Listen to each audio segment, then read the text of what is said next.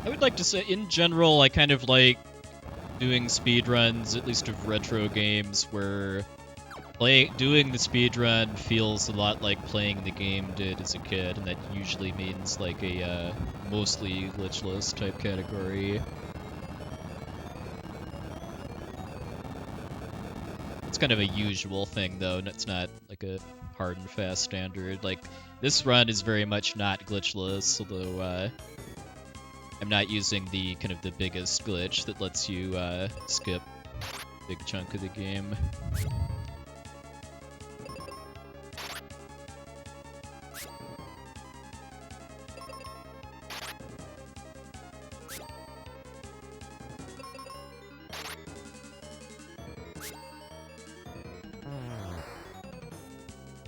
Alright, no crit this time, but got a shrug for our effort at least. Oh, thanks for the compliment, Matty Daddy Man. Yeah, no crit on Behemoth means good things are in store.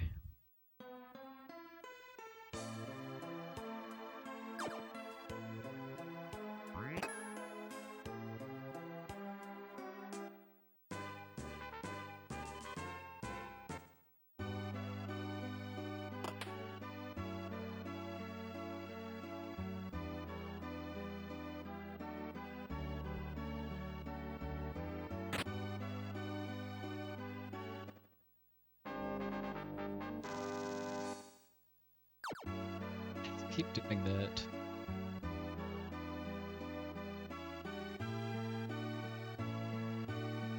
But by far the main place I do not want to do that, though, is the cutscene after the Ice Golem fight, because if I just mash B and then jump, I'll jump into a pit and lose it.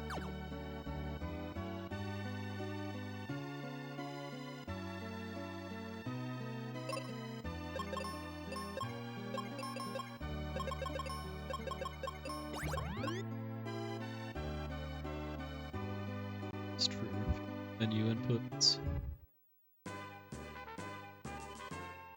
Hey, Cactor Club.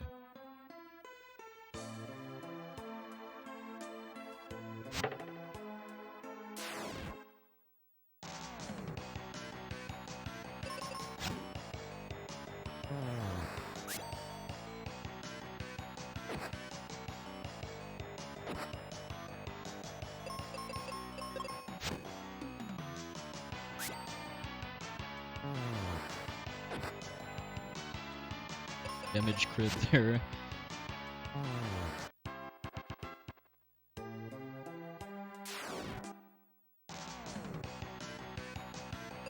Hey, Mira Noob, welcome in.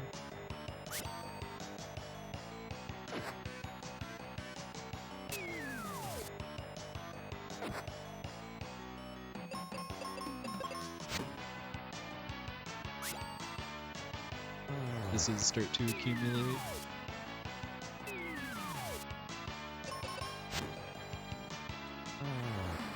Delicious.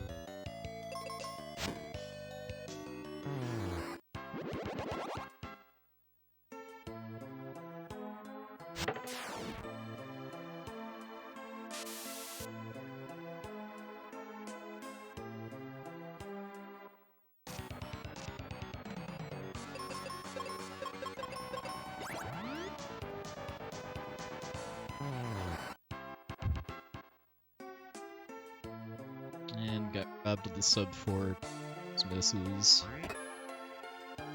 The shop glitch skips 3 full dungeons. It skips all of the fire area, basically.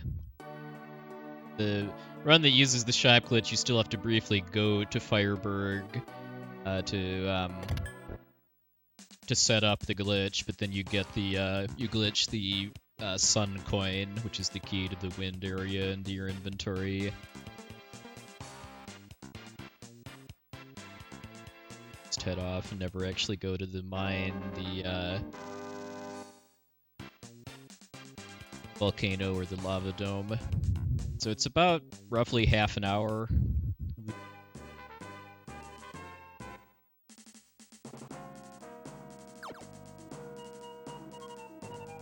A Das Cannon with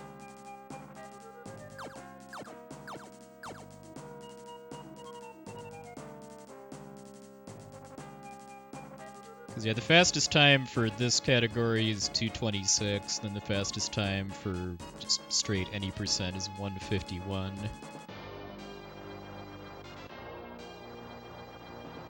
Yeah, same, always be long.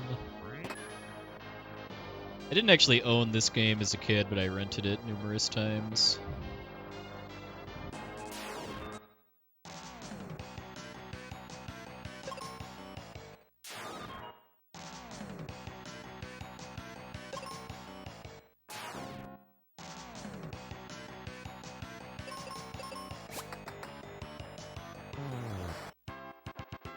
If I get 3 packs of enemies here, I just run away, because it's faster. Fight. Hey, Shadow Killer, too.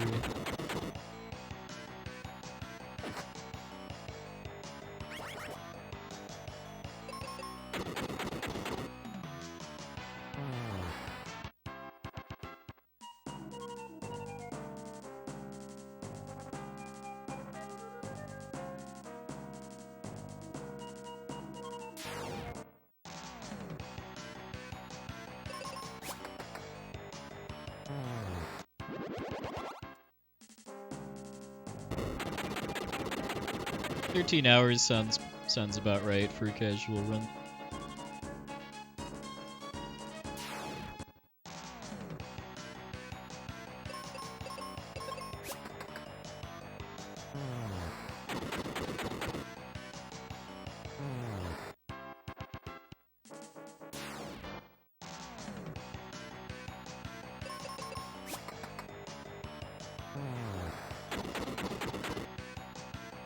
Some rough luck at the start with having to run twice, but the actual fights that I've been taking have been going so far.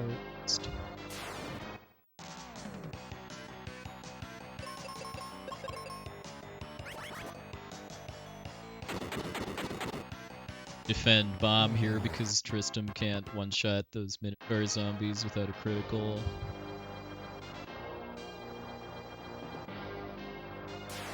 No, there's no RNG manipulation in this game.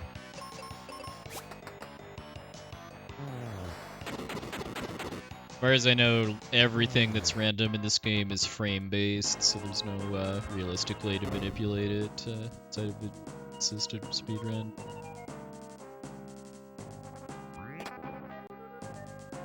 Yeah, level 35 sounds extremely high. You're higher level than feet at that point. I know the level cap in this game is 41, which is kind of an oddly specific number.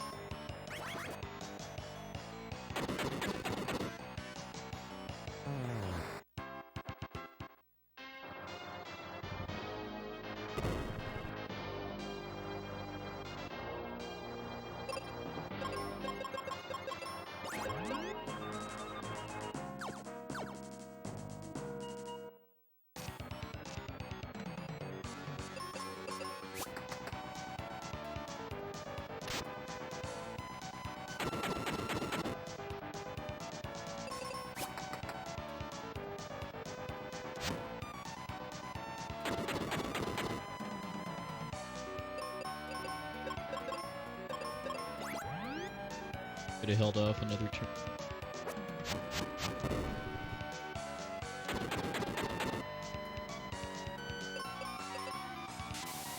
And there's no limit on how many battles you can fight in this game, just because monsters respawn for the most part when you enter dungeons.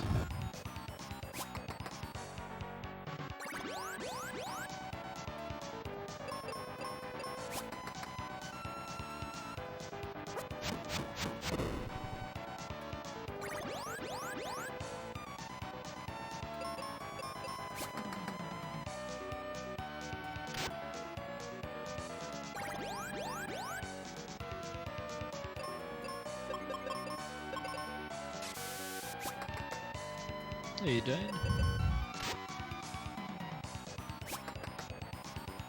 Come on, hit the guy.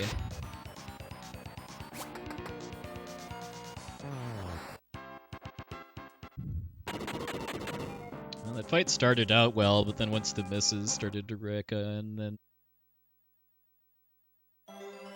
get kind of rough.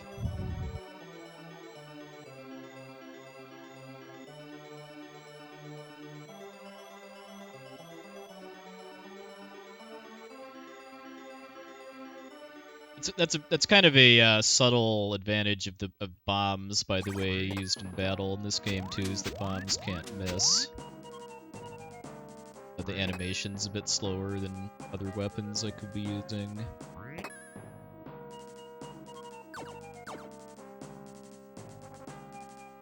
Shrug.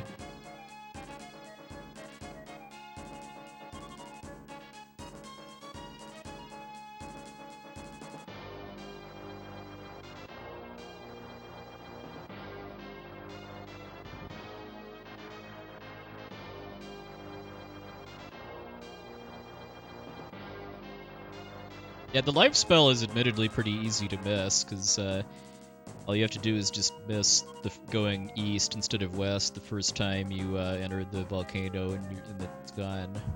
Well, it's not permanently gone, but you're unlikely to ever go back there, I'd say.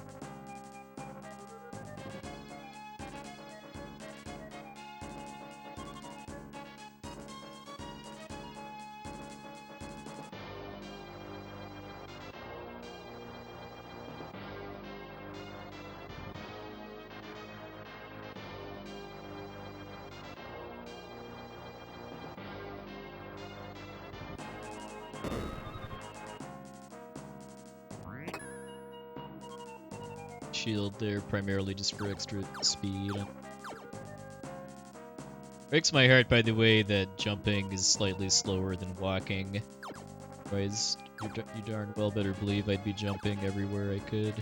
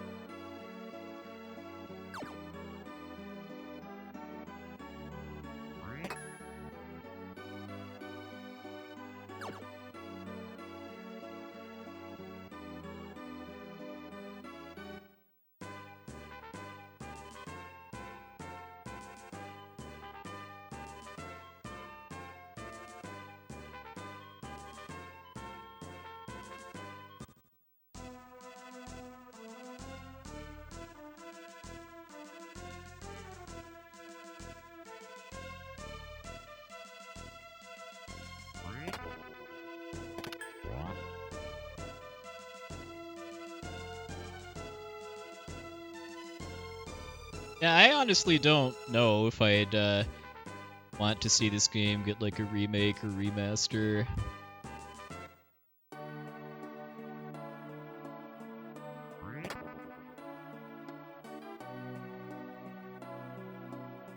I mean, if it ever does get something like that, I'd kind of want it to see it be like the pixel remasters that they're doing for Fantasy 1 through 6, where it's kind of preserves the look and feel of the original game in pretty much every way.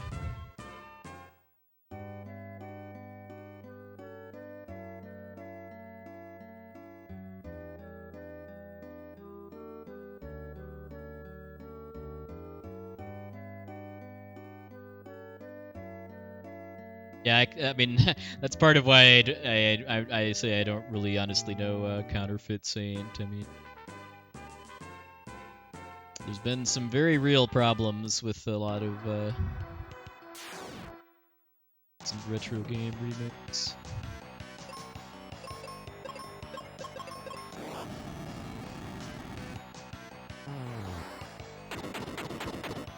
Hey, retro gamer.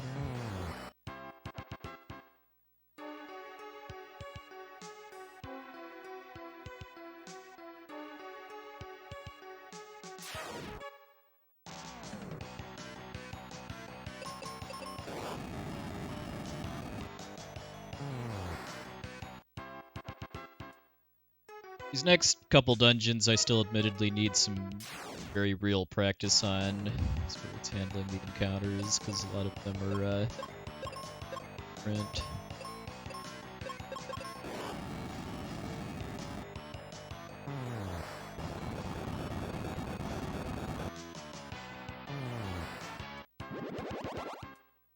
That one I think I should have left Phoebe on auto. I think she still fired the hedgehog.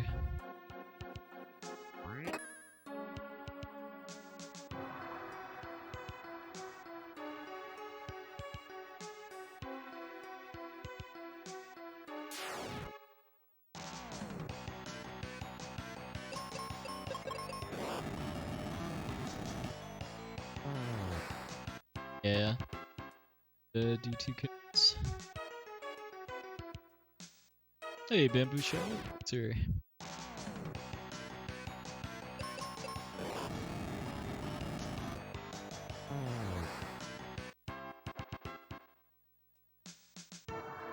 Pretty much the only kind of significant thing about this game that I think could be like improved without really kind of breaking other aspects of it is the battle background artwork.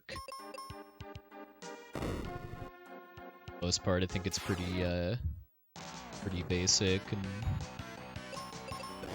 kind of pretty typical of like Square RPGs of the time, like Final Fantasy 4 and 5. Even if it was just bumped up to like the level of the background artwork in like Final Fantasy 6 or Chrono Trigger, be a nice improvement.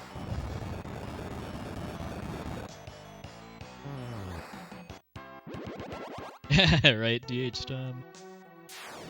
It's almost like he's not speedrunning the game or something.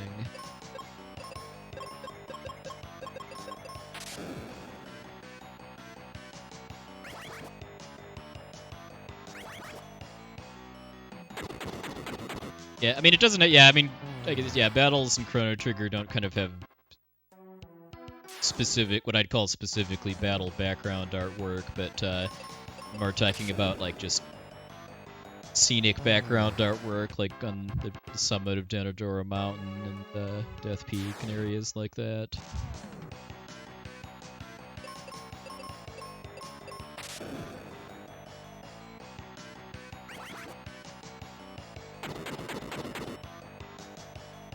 Be lucky with not getting confused.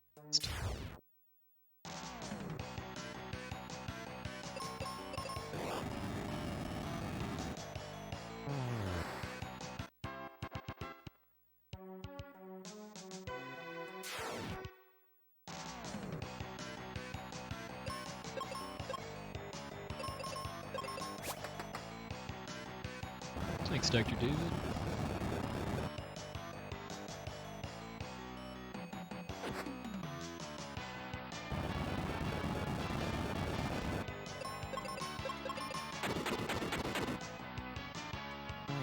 They went first. BB hadn't missed, and the Quake would have killed the remaining two. Oh yeah. I mean, I've appreciated the soundtrack for this game ever since I first played it, but something I only kind of really started appreciating as an adult is the monster sprite work, especially for damaged enemies.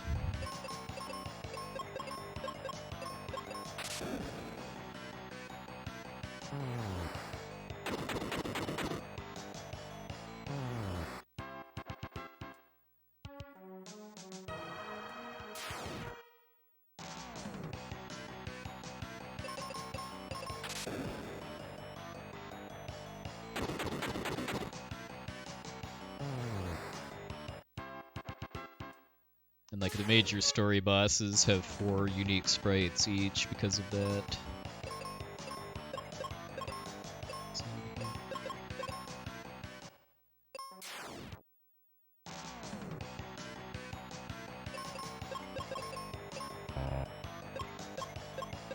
Get to use it. So let's hope we get 3 turbo time, and we don't.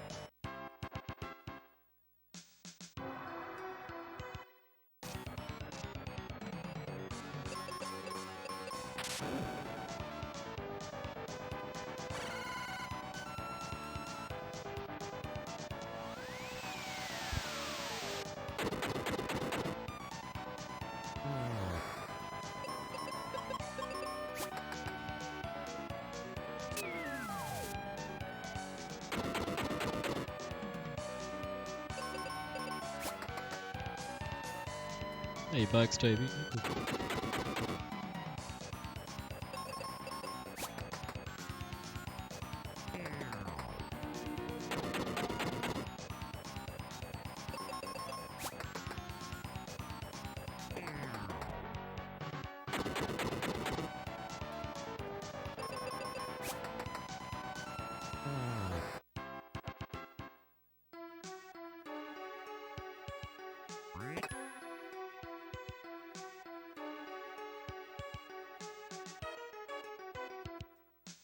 Hey, and Casey, thanks for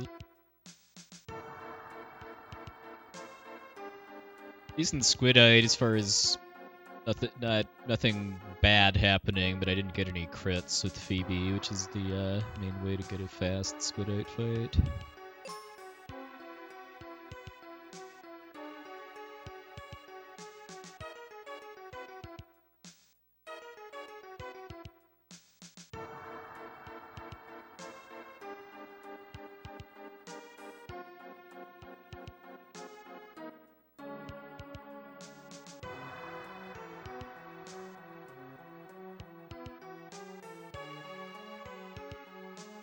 Hey, Magic, evening, sir.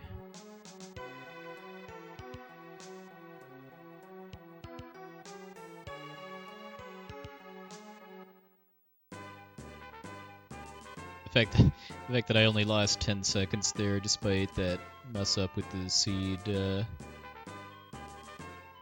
a very good optimized split yet.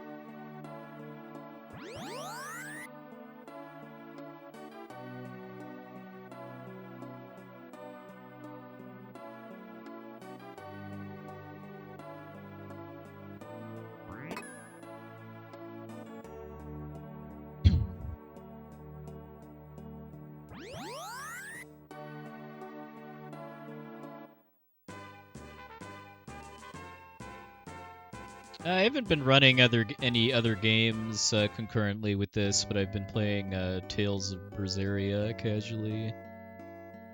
My first ever Tales game I've ever played.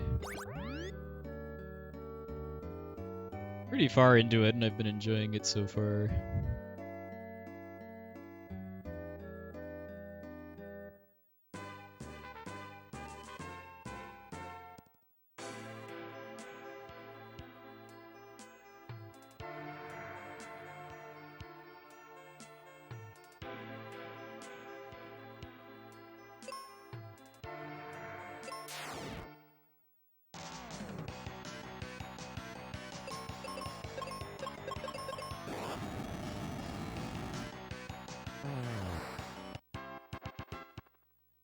Should just bite the bullet and heal, so I can actually use auto. If anybody's below half health, and the AI will always heal them instead of attack.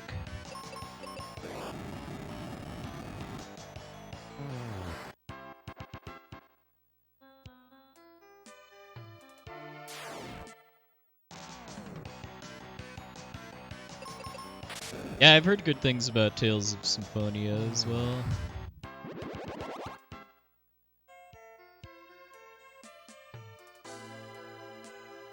I might actually have a copy of the PS3 version of it.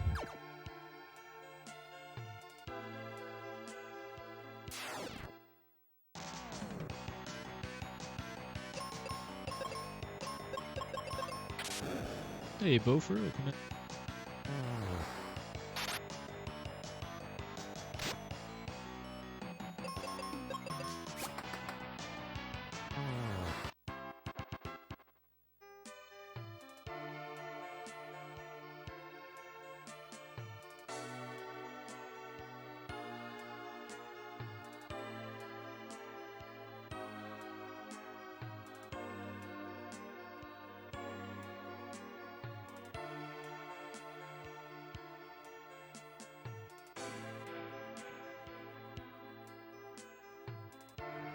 Hey, Cordon. I would definitely be surprised too if a highly localized Thundercloud suddenly appeared over me like that.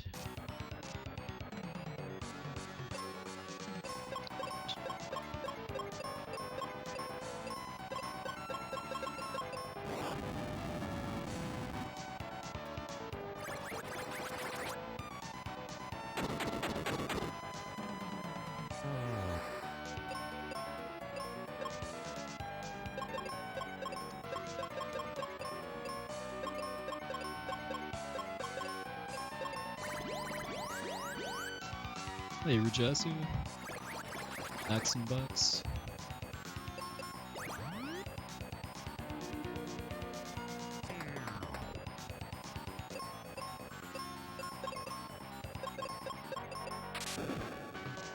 Seed baby again, which I was supposed to do right before this fight.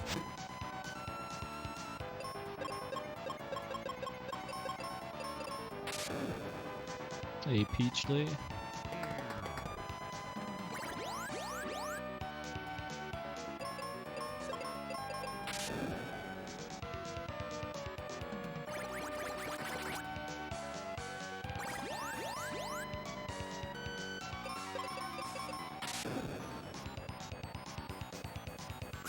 Oh, thanks, Knocks and bucks.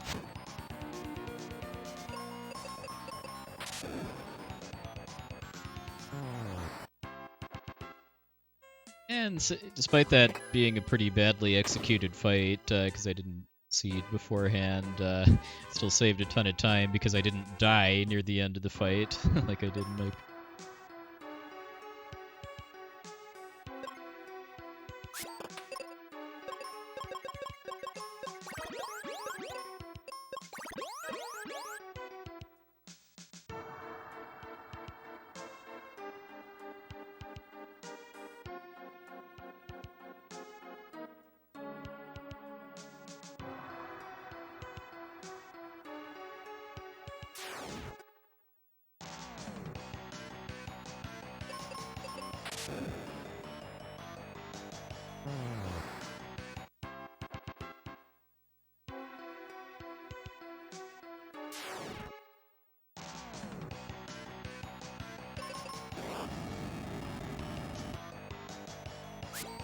Nice.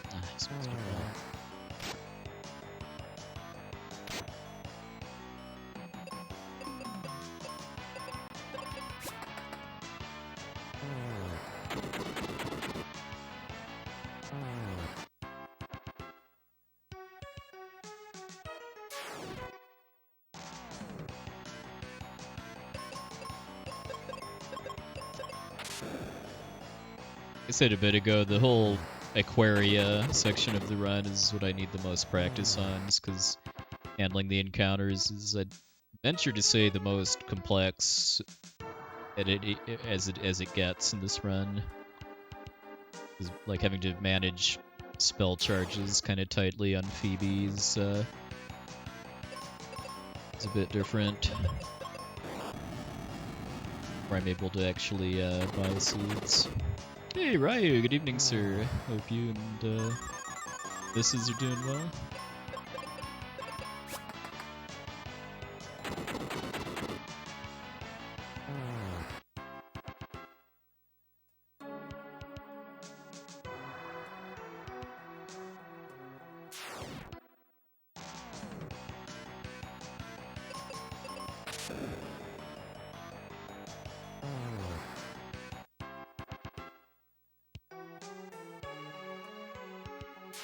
Doing alright.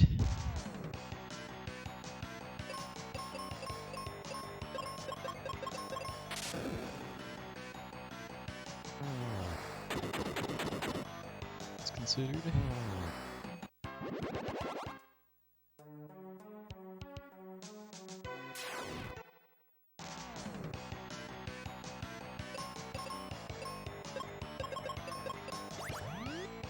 Ended up taking a few months off from streaming and speedrunning earlier this year. Got back into it about maybe 2-ish months ago now.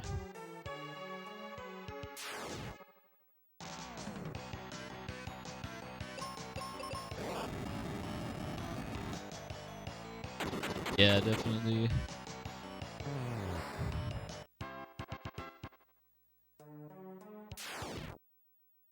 Hey, DL player.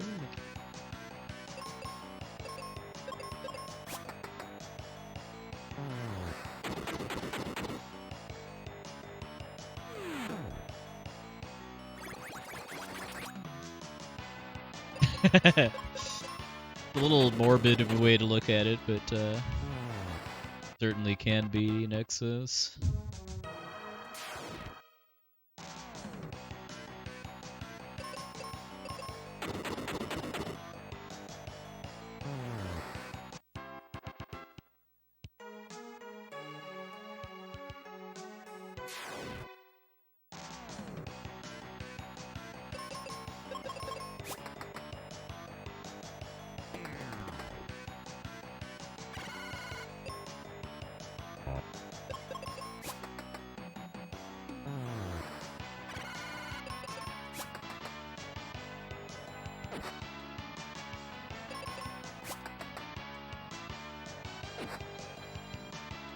I know you're blind, but please, you can hit the giant.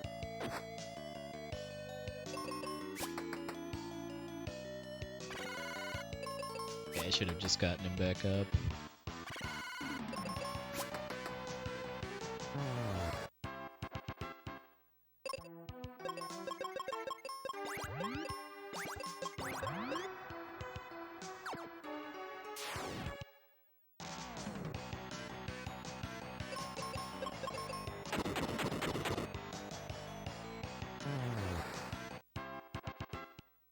Note to self, yeah. If I get crit like that again, I should just bite the bullet and fight Benjamin.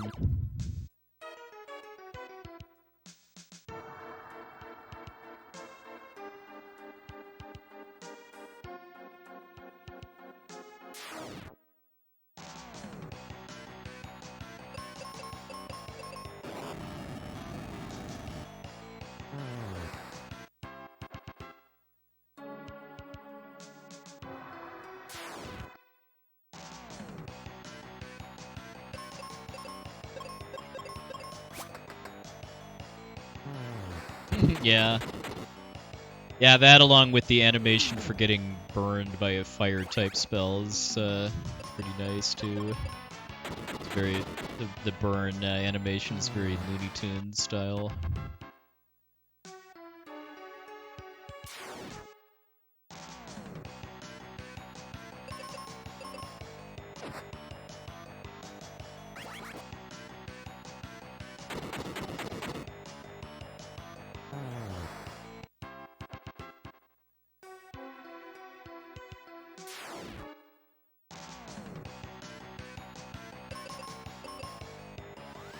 If you have advice on the game, go right ahead. May or may not follow it, but especially when I'm kind of new to a run like this, feel.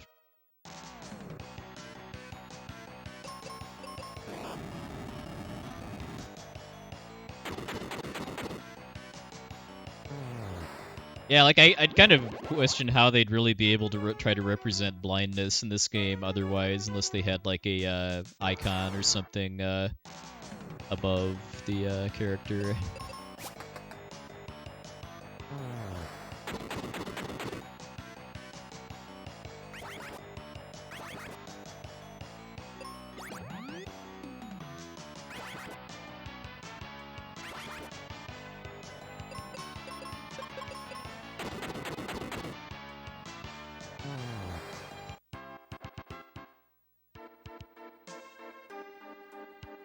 Yeah, doing an icon wouldn't really fit with the other status conditions very well, though, where they actually change your character's sprite in some way.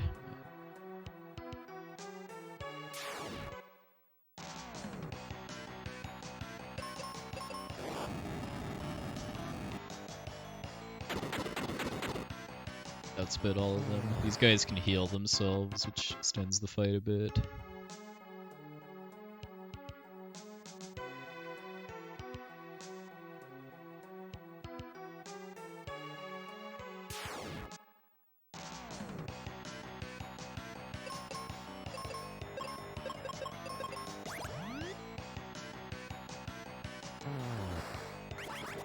Yeah, I'm interested to see how the Pixel remasters turn out. I have no immediate plans to play any of them, largely because I just don't like playing games on PC if I can help it, but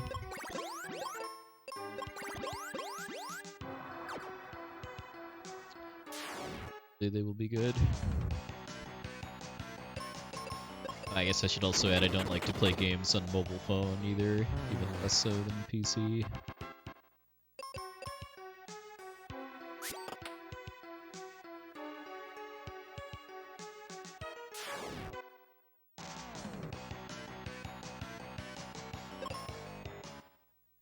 Hey, Cyballistic, welcome.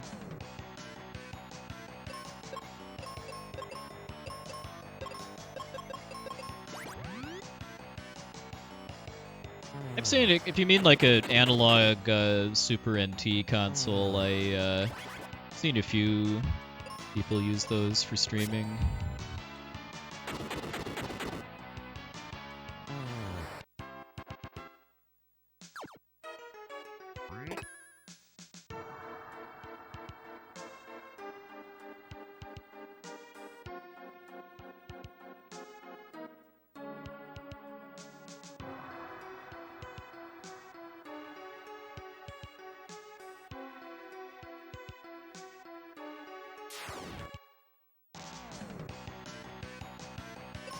Yeah, it seems like a kind of an odd thing. It's, I mean, how if people, I mean, sales of the PC and mobile versions aren't really going to be good metrics for if people want to play them on consoles. I mean, I guess it would measure at least if how much interest there is in the games, period.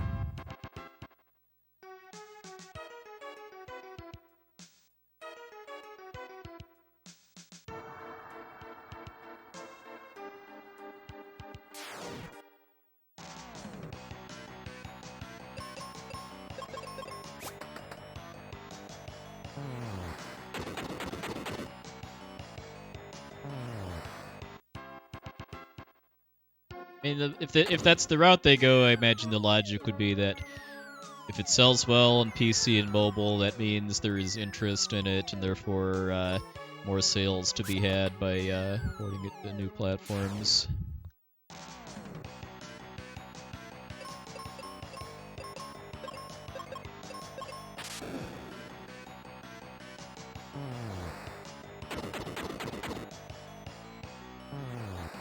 I'm actually gonna run out of bombs.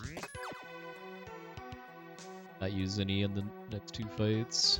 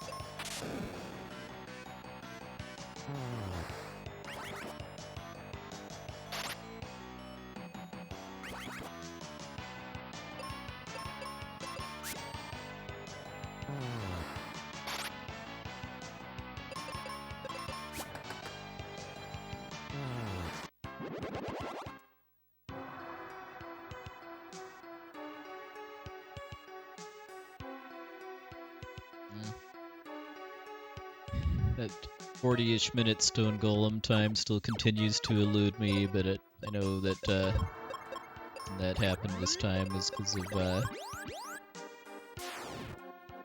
that fight where Benjamin got crit and Phoebe got blinded. Handle that better next time. Thanks, MP King.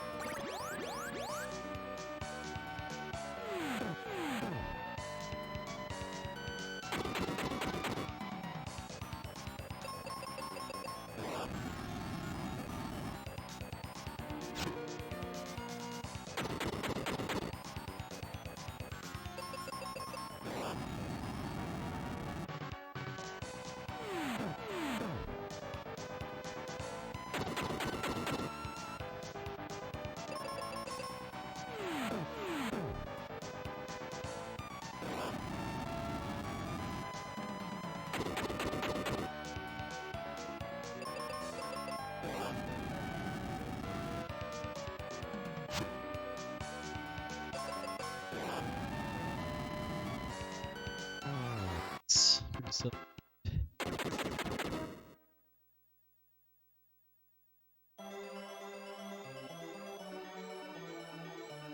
probably lost maybe 30-40 seconds or so to that Beholder fight. Definitely lots more to save there, just because, yeah, get for perspective, a really good Ice Golem kill time would be like around 36-37 minutes.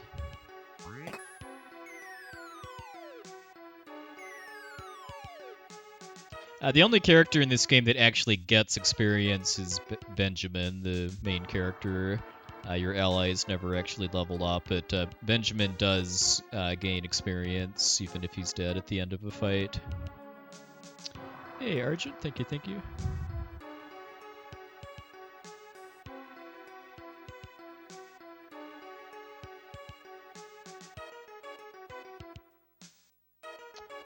Yeah. Before, like, 1995, 1996, game developers definitely used full-screen flashing effects a lot more frequently, because, I mean, that was all they really had to use. Like, having, like, individual sprites flash, I don't think was really much of a thing until kind of the late SNES era.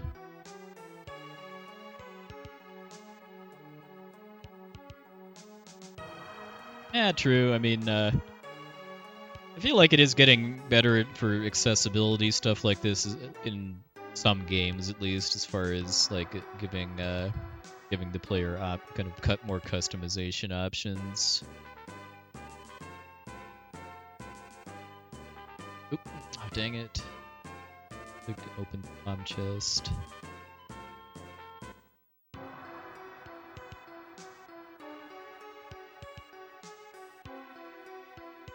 The time loss, so at least I don't have to refight anything.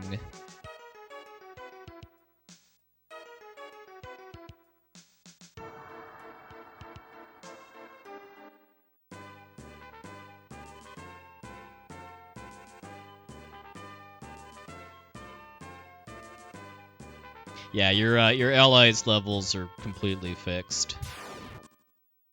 Same every time, and they never level up.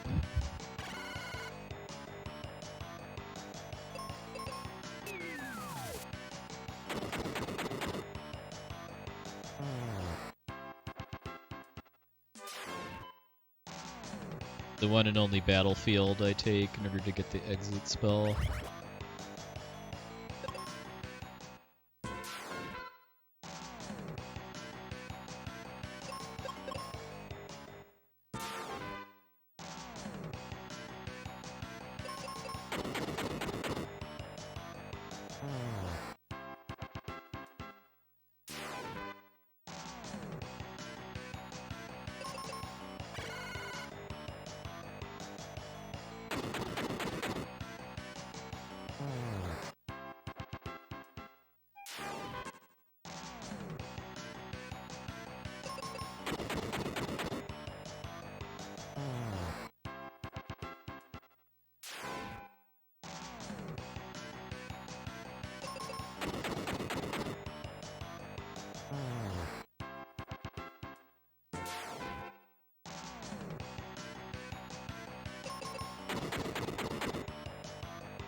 A lot. The amount of bombs I use drops off pretty hard after this section, though. Once Benjamin gets the white spell in the volcano, that becomes a much better means of doing damage.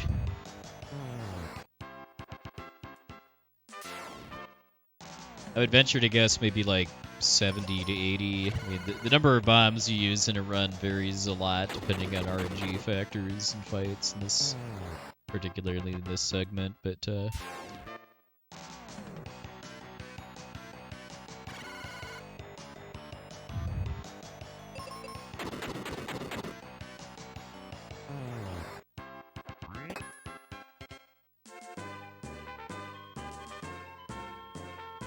I feel like that was kind of similar-ish RNG for the encounter groups that I got, so about 25 seconds to that foible with you open the bomb chest up.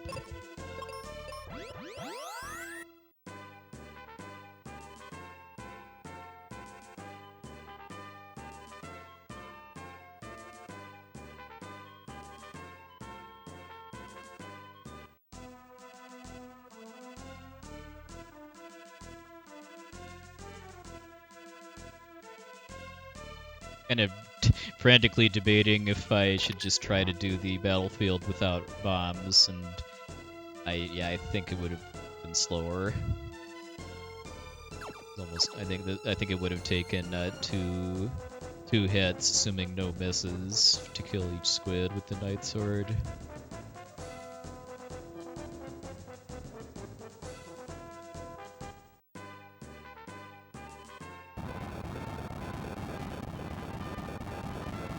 Thanks for the host, the Netchan.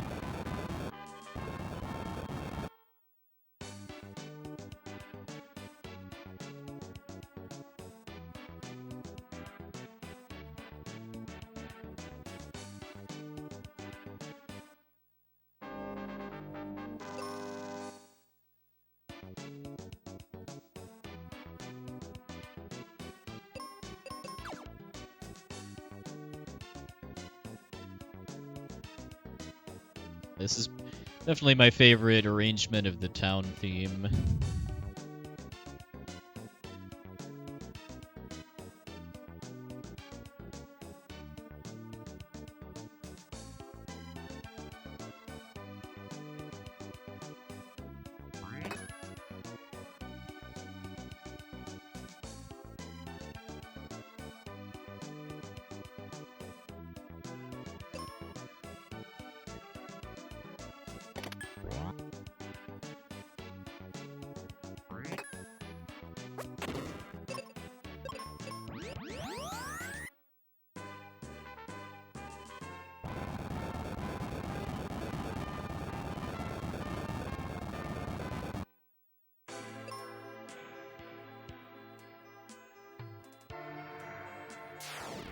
Using that throwing that grenade was intentional, by the way, too.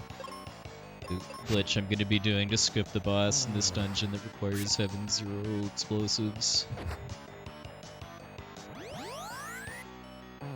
Oh, nice, Argent. Someone who lives in a ticket queue system. I appreciate that.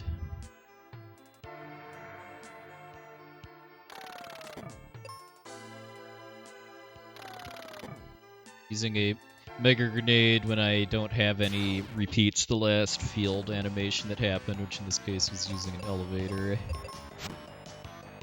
Pretty good beginner RPG speed games. Well, this one is actually pretty solid, at least the any percent category, just because it's got a very good guide on game FAQs and a good video tutorials too. Octopath Traveler also comes to mind. Most of these single story speedruns for that game are only about an hour or so long. There's a PC port of the game too, so you don't even need like a capture card or speedrun it.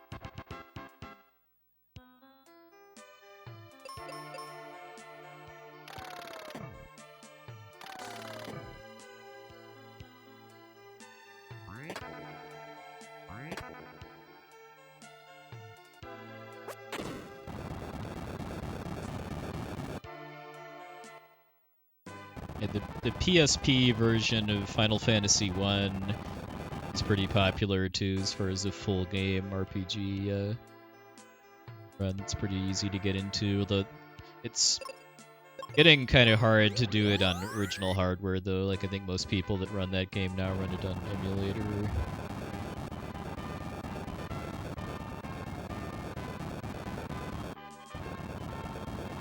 Hype Volcano music time.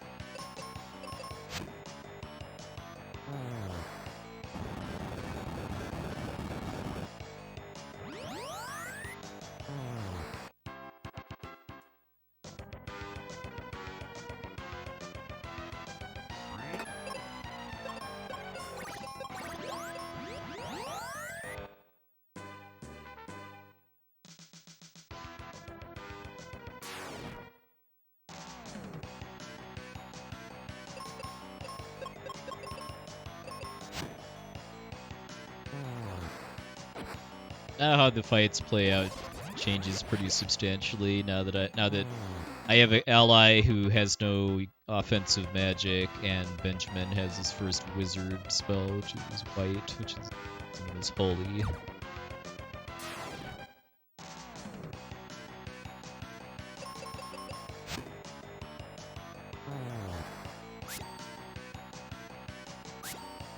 Thanks, human mustard.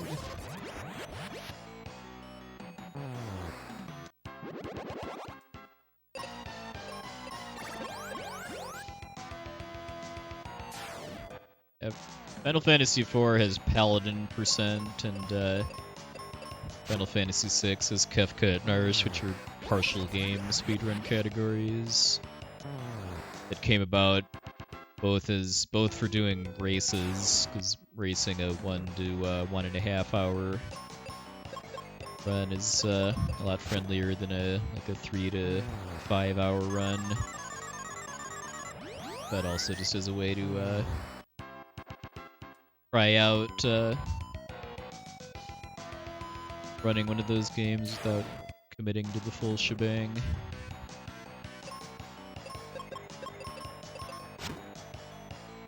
Yeah, I definitely recommend Final Fantasy IV Free Enterprise, which is the randomizer for Final Fantasy IV. Got tons of really unique and fun ways to play.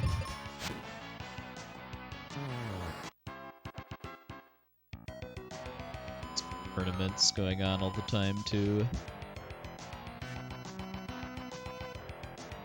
The screen, by the way, there's 2 fights that I can avoid by walking patterns too. I skipped the gas mask that lets you actually see the encounters here.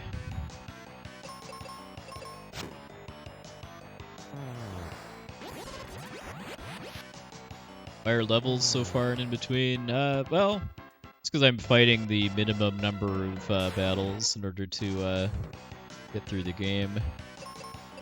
I'd certainly be leveling up more frequently if I was fighting more stuff.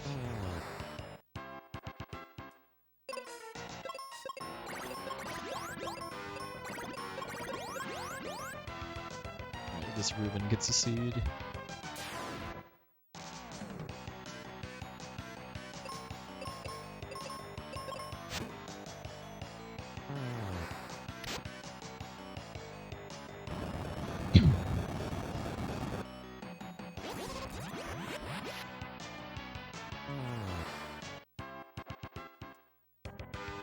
You're expected to do a decent number of the battlefields too in order to kind of follow the leveling curve that your allies do.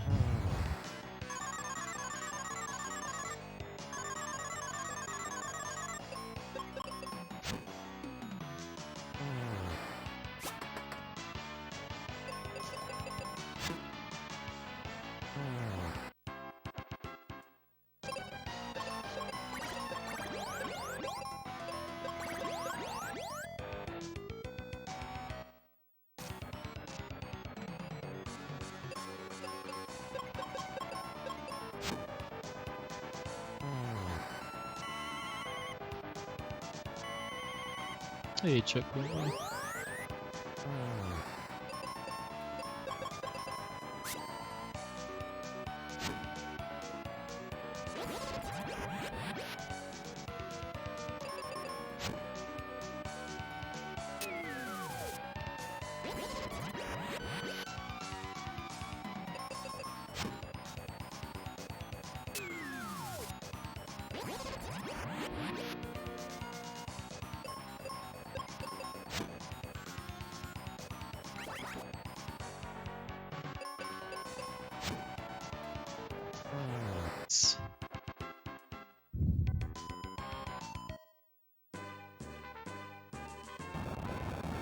Yeah, Baldusa is probably my favorite low health enemy sprite.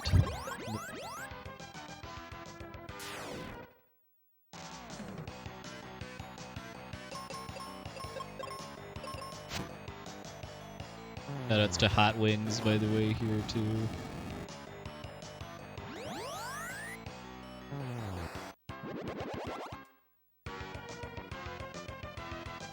Monster sprite work in this game is really, really good.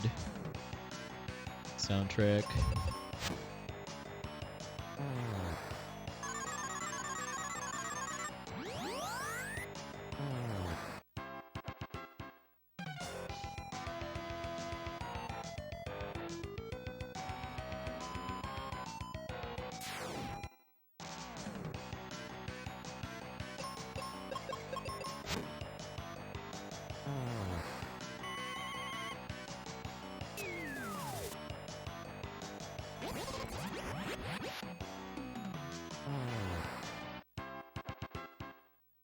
It was a different time. I mean, with how few console RPGs had actually been released outside Japan at that time.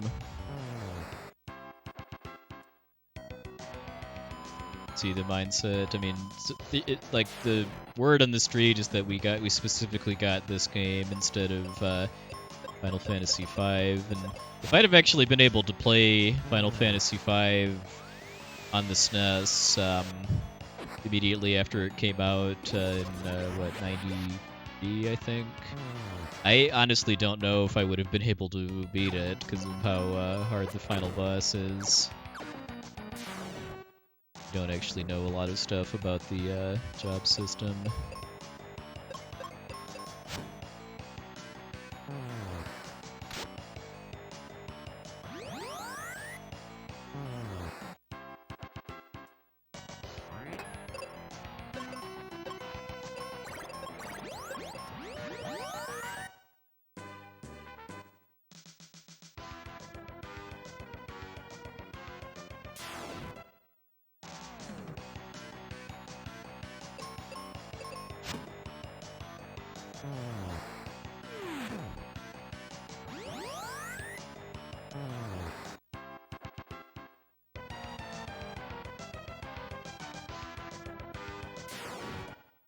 I didn't actually realize about this area of the lava dome until I started practicing the speedrun, is that it wraps around. It isn't actually a east or west boundary for the outside lava dome map.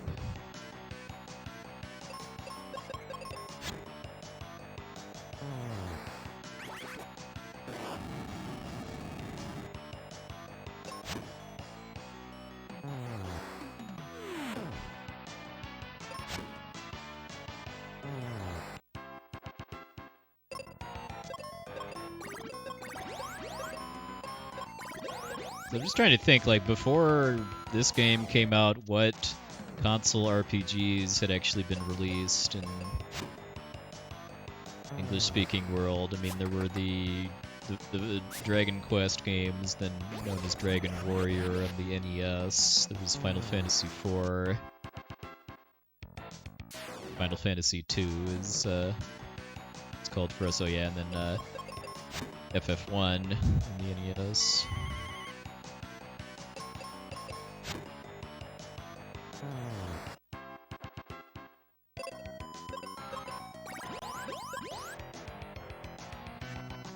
Still not really a lot. Well, what year did Arcana come out? Because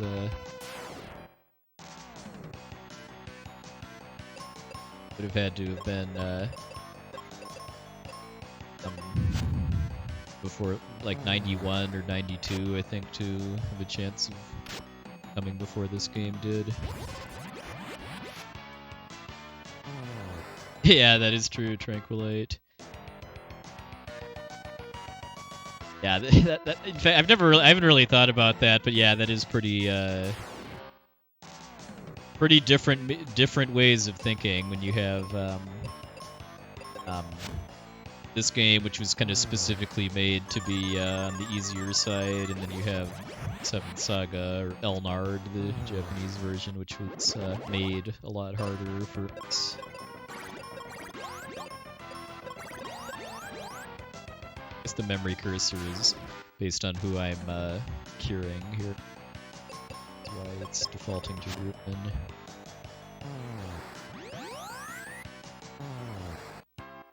Yeah, I want to say the first Lufia was either 93 or 94. It was not an early SNES game.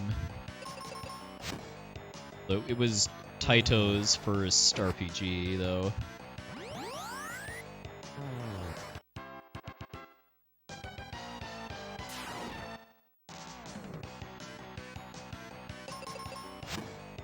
Breath of Fire was kind of a later game, too. Like, that was... So...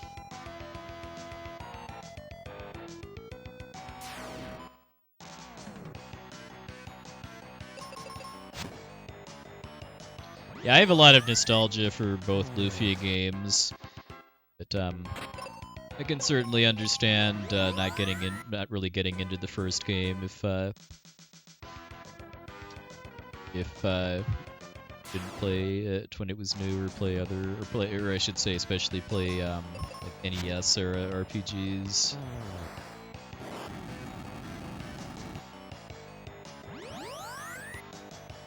Yeah, Lagoon was an interesting beast. It was a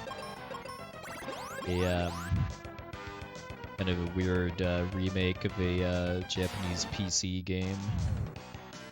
Oh yeah, the Lunar games are very good and very underrated, I would agree.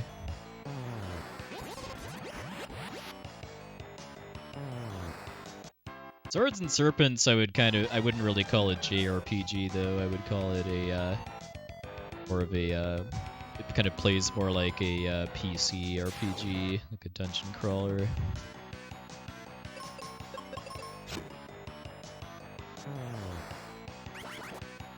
That would be Phalanx, I think, is the banjo cover guy, which is a shoot 'em up game.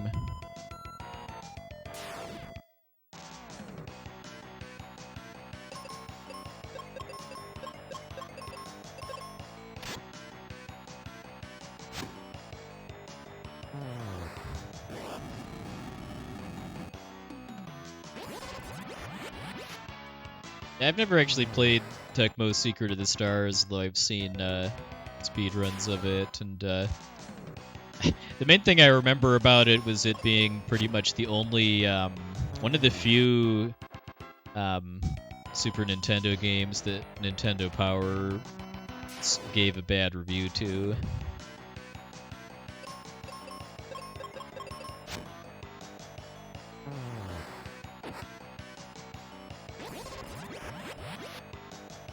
Blonde dude that got all buffed up and ran fast.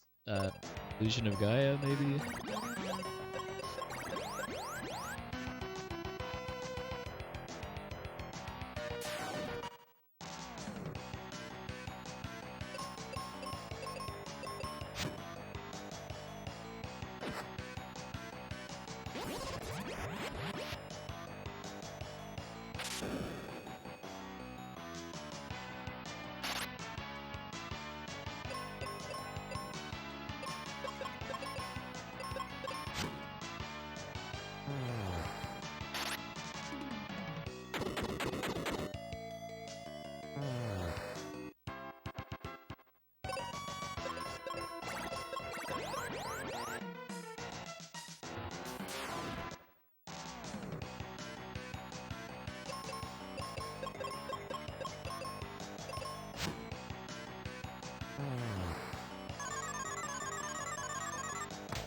Yeah, I very much agree that Lufia 2 is awesome. One of the best RPGs in the SNES.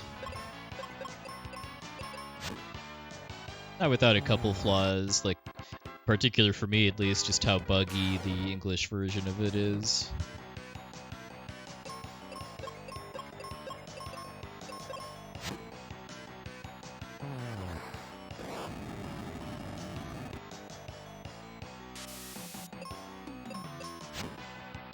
RNG is starting to take a bit of a dip as far as missing and getting status conditions. Hey, Porsche, thank you, sir. You had yourself a good weekend.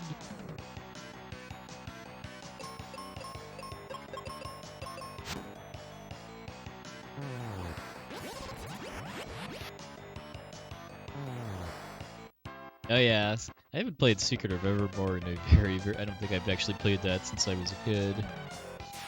That was one of the rare SNES RPGs that was very easily completable in a weekend rental too, which is something I always appreciated. And like this game in that regard.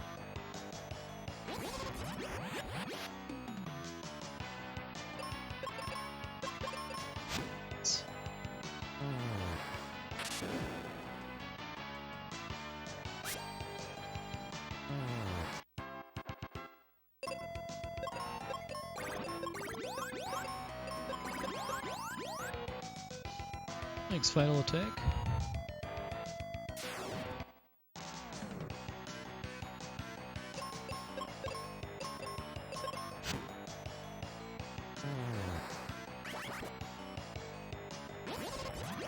Okay, I guess that works too.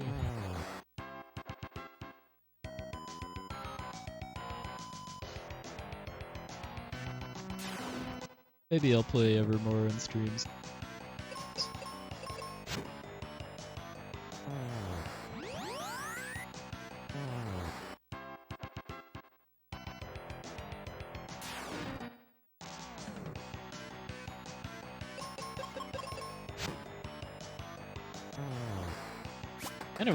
Kind of more itching to play Lufia 2 again than Evermore, though. There's a couple things in Lufia 2 that even though I've played the game multiple times as a kid and as a early 20-something too, I have never actually done. Like, I've never actually beaten the Ancient Cave, and I've never beaten the Egg Dragon.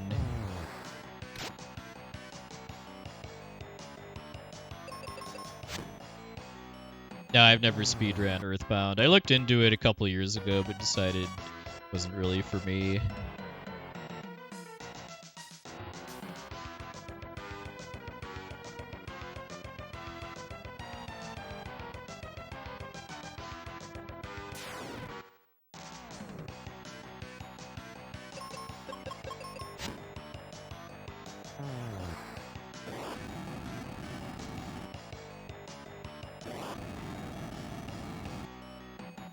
I had a really good Medusa fight. Have to do any healing at all.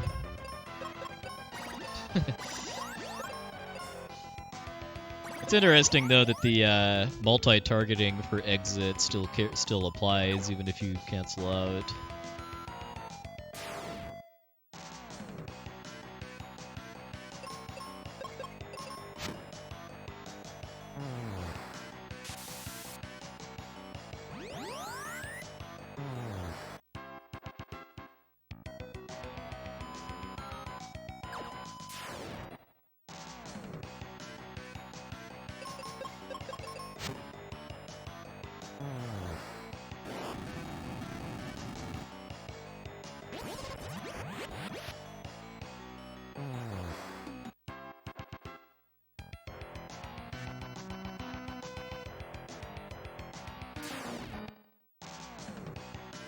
Yeah, I've always thought of those as just being gold bars, just randomly in the middle of the volcano.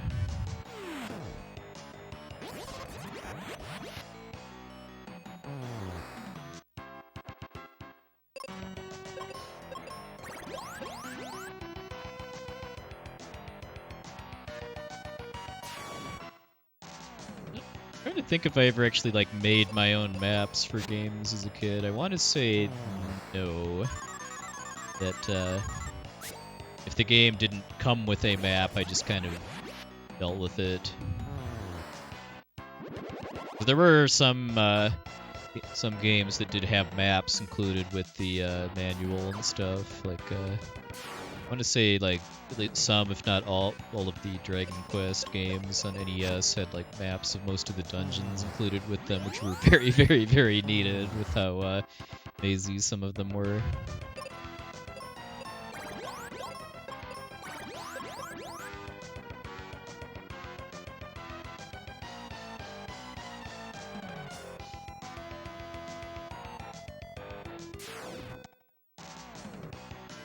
God, the spinning room in Breath of Fire.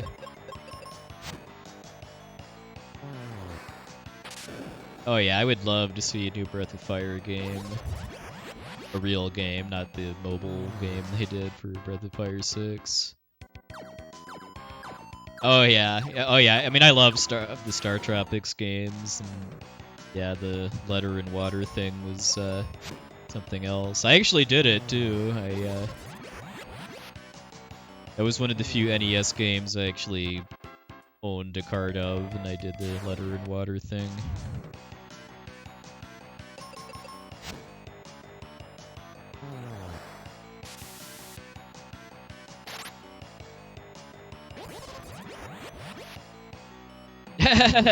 Ooh.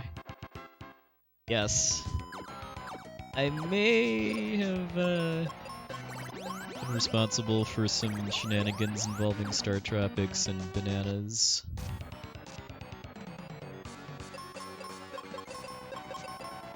This is my favorite boss fight in the run. It uses a very, very unique strategy. I have to prevent Benjamin from ever actually getting hit by that flame breath attack, because it'll one-shot him if it hits him.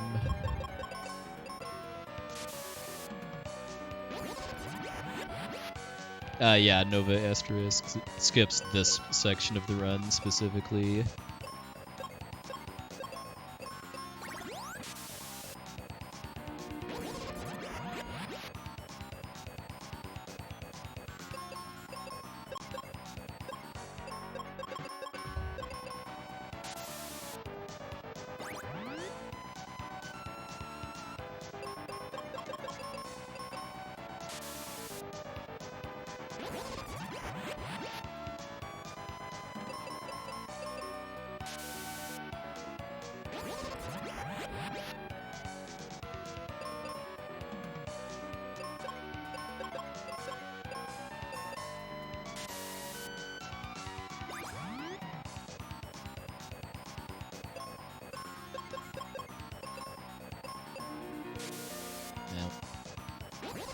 Back to what I did there was kind of losing count. Hey Andy, thanks for the raid. Hey Anna, welcome in.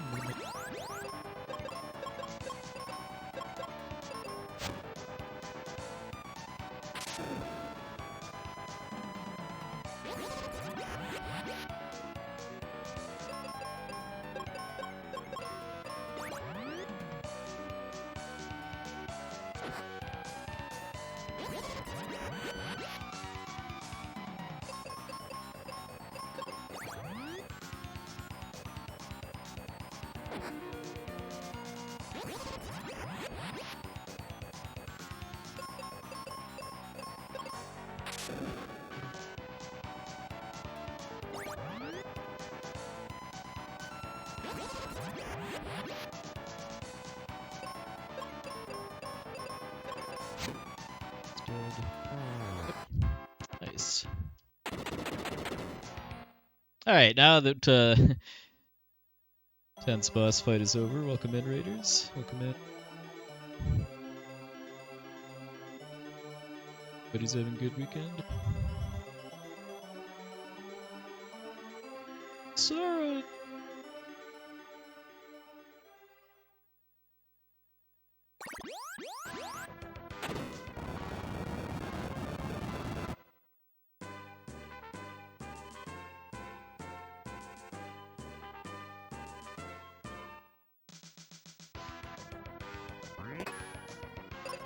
Baron Haynes.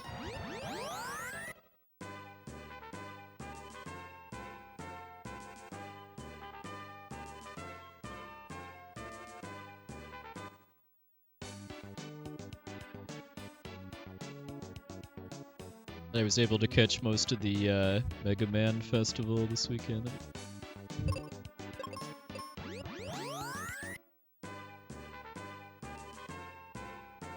Oh, PC is sub 5? Nice, that's really cool.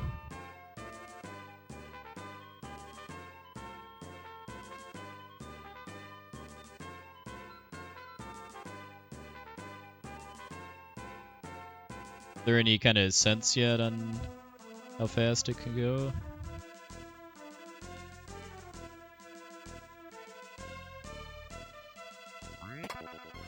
What do I do for a living? I do business IT.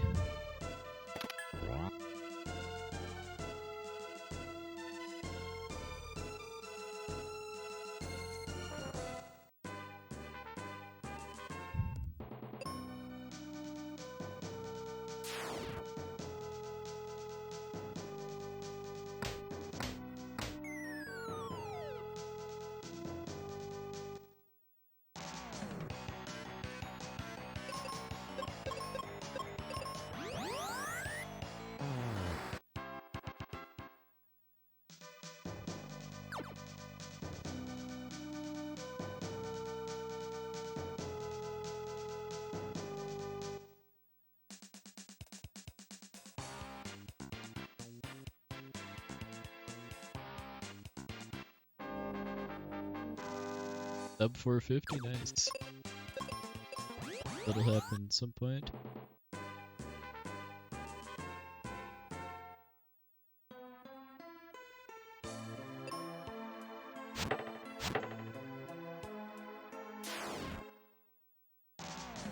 Yeah, Ruben just helped take down a vicious fire-breathing dragon and lost a one-on-one with a mummy.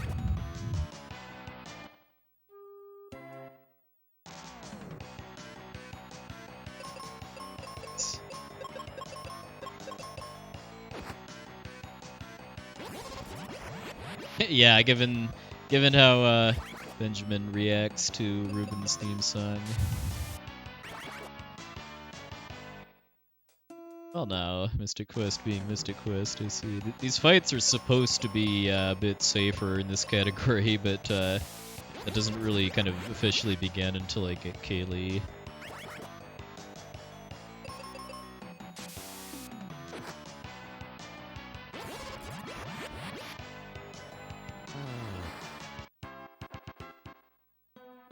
Yes. Safe in Mystic Quest is an oxymoron, but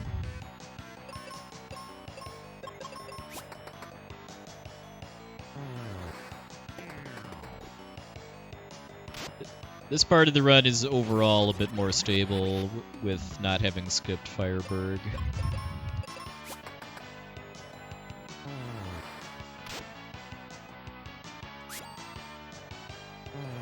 Best Pazuzu floor is floor 6. Order from fastest to slowest is 6-1-5-4-2.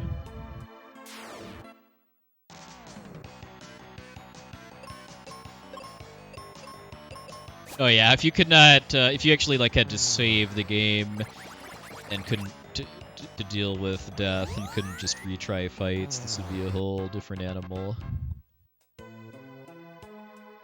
Any ways to prevent status changes? Yes, there are pieces of equipment that you can get to get status protection. A decent chunk of which I'll be getting as part of the run, but not all of it. Like, there's nothing I could do at this point in order to get immunity to petrification. First opportunity for that for Benjamin is actually in the final dungeon via the Aegis Shield. But I'm gonna get the Cupid's Locket once I get to the next town, which There's a couple status resistances.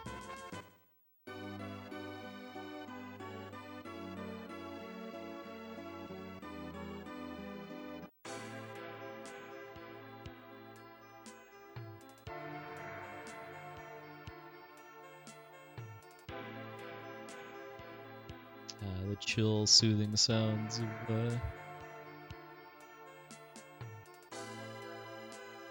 this is the most underrated part of the soundtrack. So soothing.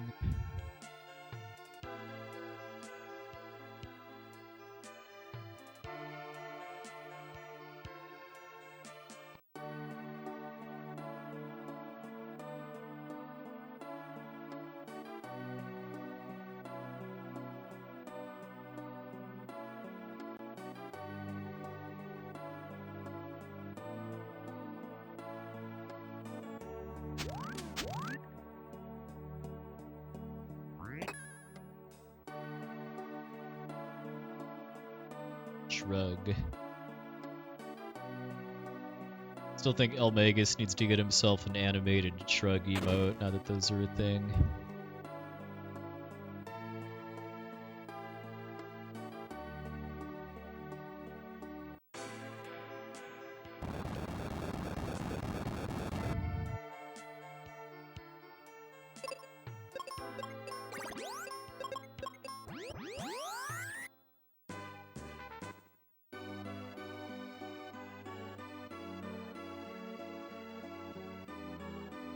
Yeah, I mean, I definitely recommend this game pretty highly. I mean, it's a really kind of simple RPG that doesn't have like a lot of depth to the story or combat, but I think that's all right, and it's also pretty short too, so I don't think it overstays its welcome for what it is.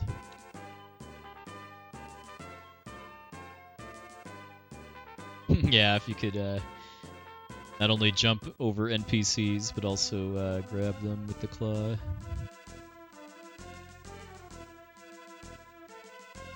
Yeah, Kaylee just gained 28 levels via power napping.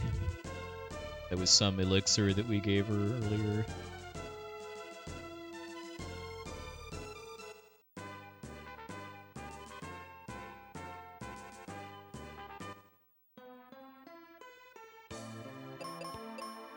So now we go from one of my favorite parts of the run, which is the volcano, to probably my least favorite, which is the...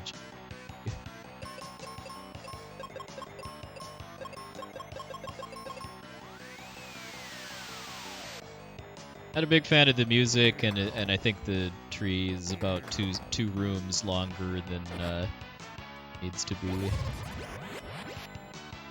Especially with the little backtrack you have to do just to even get in.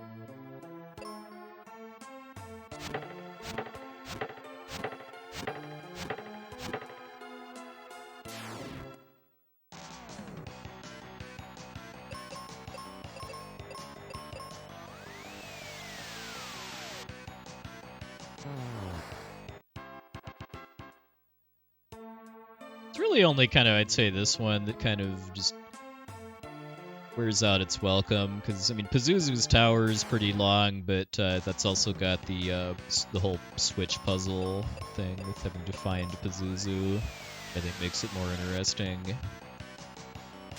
And then Doom Castle has all the variety and the floors being kind of remixes of the previous elemental dungeons. In this, it's basically just using the dragon claws, the only meaningful puzzle. I guess cutting down mushrooms with your X.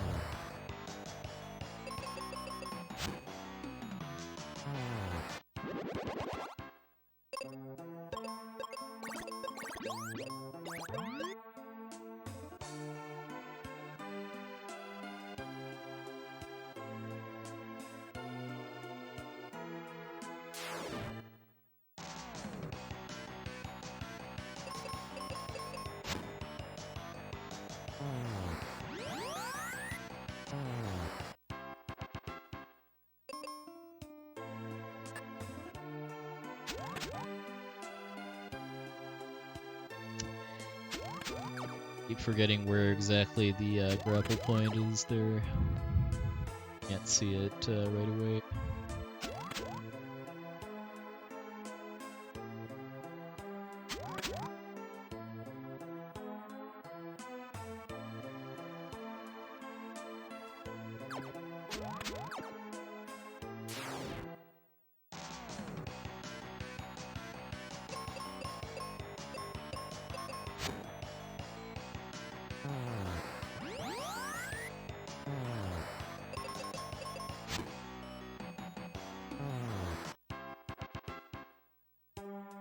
Yeah.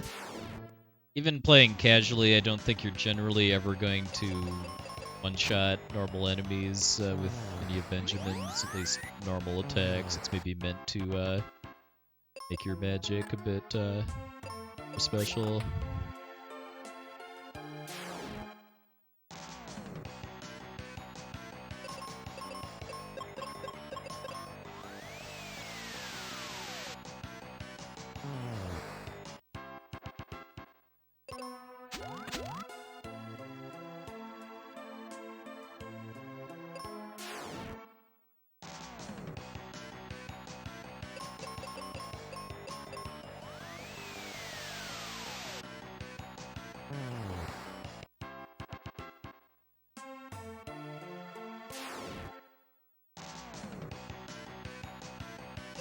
Getting decently lucky with formations here.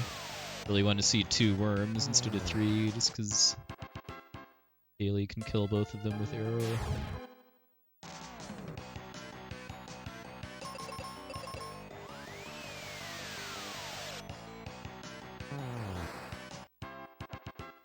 Yeah, like I said earlier, Kaylee gained 28 levels while recovering from getting poisoned by the Minotaur at the start.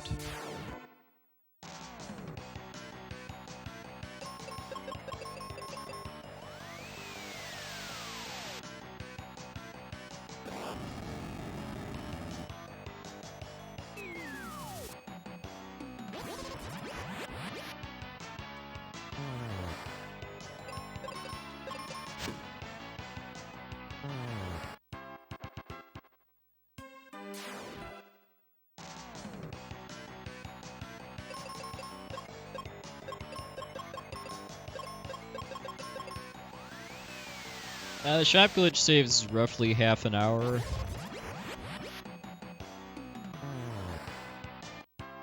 It cuts out the entire Fireberg section. So after getting the exit spell, you then go to Fireberg, do the shop glitch to get the sun coin, and then head straight for this area.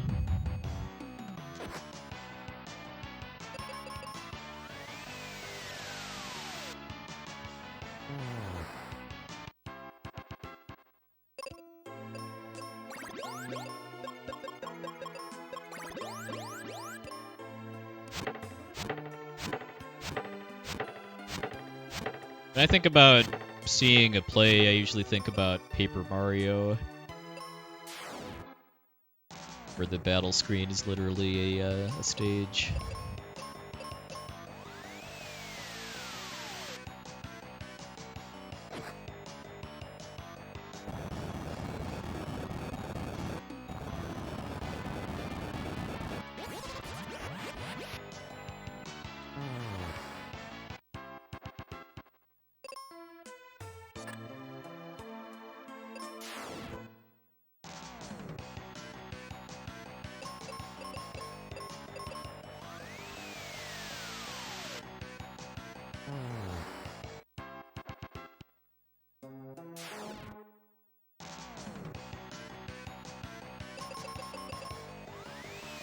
Or arrow and then do.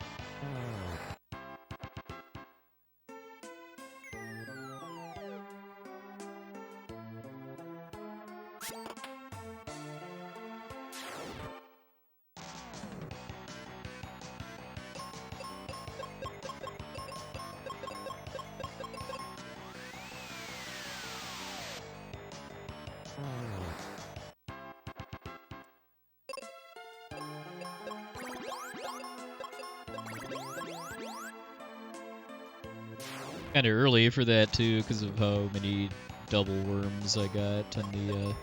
Well, I guess that's not accurate. If I got more triple worms on the lower floor, I'd still be using Bro.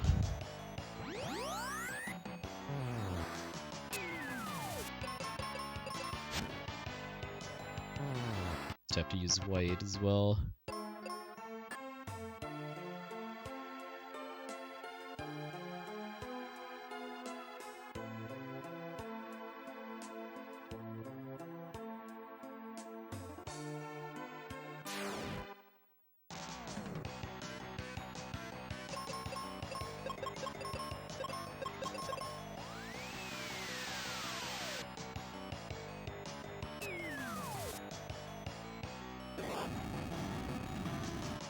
And then they use that drain attack on Benjamin. If they use it on Kaylee, it actually rebounds and kills them if they've already hit by arrow.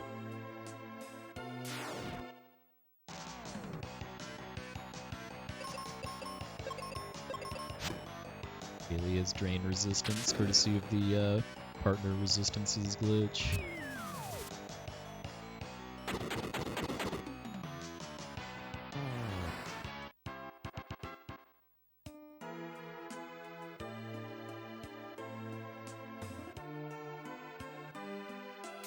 Oh, the resistances glitch. One kind of oddity about this game is that your partner is, or I should say, the effects of equipment on your partner's stats and like elemental and status resistances only gets loaded when you load a game. So because I've never actually loaded a save file during this run, all of my allies have the resistances of the last file that I did load, which was with Phoebe 2 in the end game.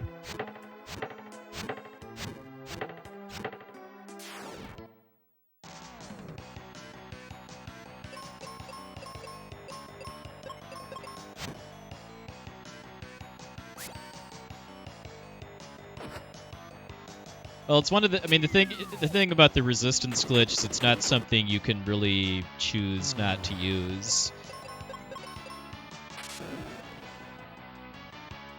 Whatever last file that you loaded is preserved even through resetting the game. So the only way to try to do a quote-unquote glitchless run of this game would be to save and reset the game every time your partner changes.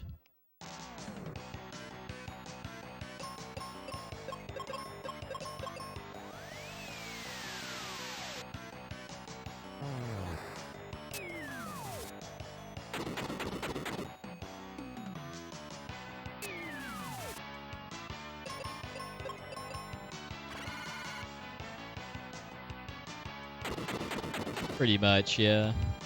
I mean, this category is not glitchless. I mean, I do use other glitches besides the shop glitch. I did give some thought to trying to do a more of a full-on glitchless style run of this game, but then decided it just wouldn't really be more fun.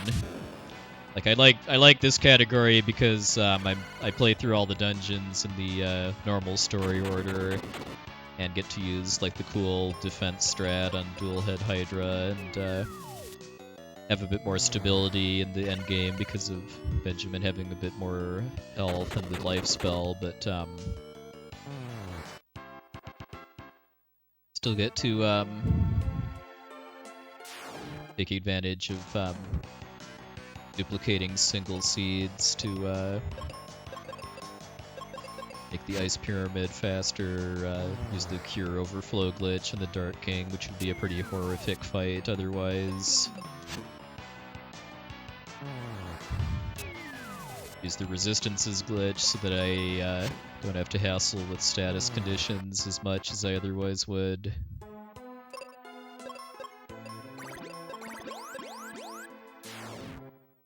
Yeah, agreed, Veritas. I think this dungeon is about like 2 floors longer than it needed to be.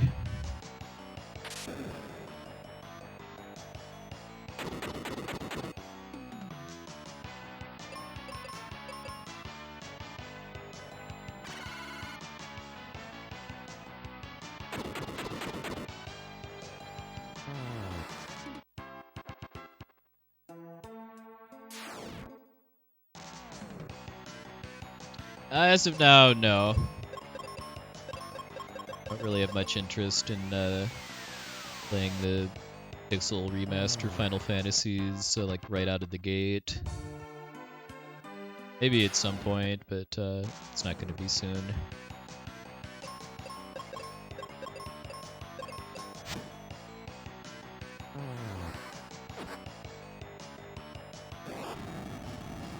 The Pixel Remaster that I'm kind of personally the most interested to see is the one for Final Fantasy III, since that'll be the first time there's ever been a 2D version of that game in English.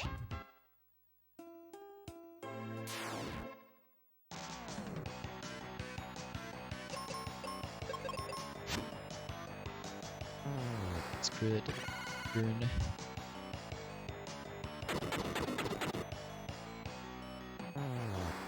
Fortunately, we're getting somewhat close to the end. Next floor is the last one.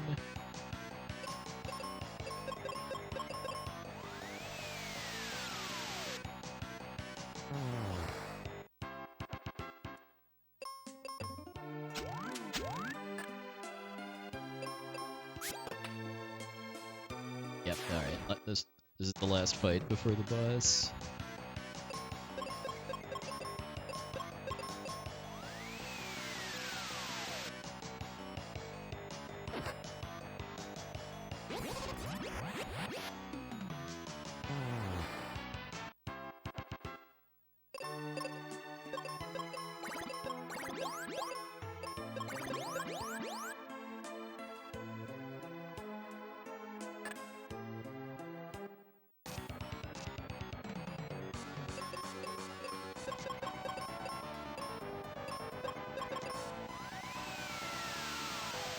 Mystic Quest is the main game I'm speedrunning right now.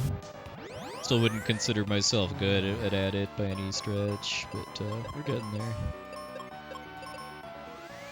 Main game I'm planning to speedrun at least through the end of August too, because I'd like to submit this to Western for Glory, Hope and Healing.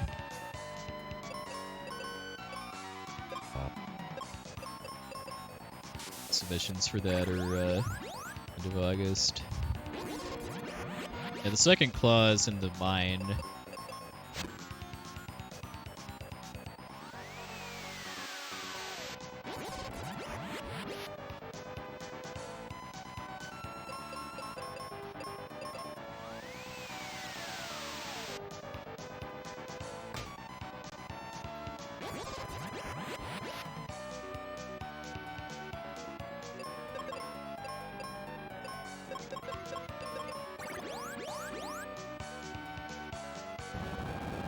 I know a Ghidra is some kind of mythological monster. I don't know much more than that, though.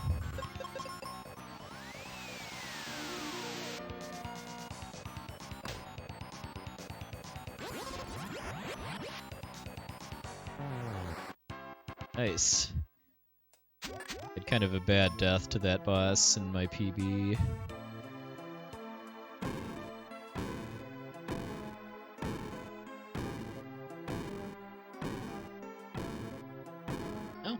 Definitely has a shot to sub 240. My PB is a floor 4 Pazuzu, which is the second worst, although it's still minutes faster than floor 2. Welcome back, Rotorstorm.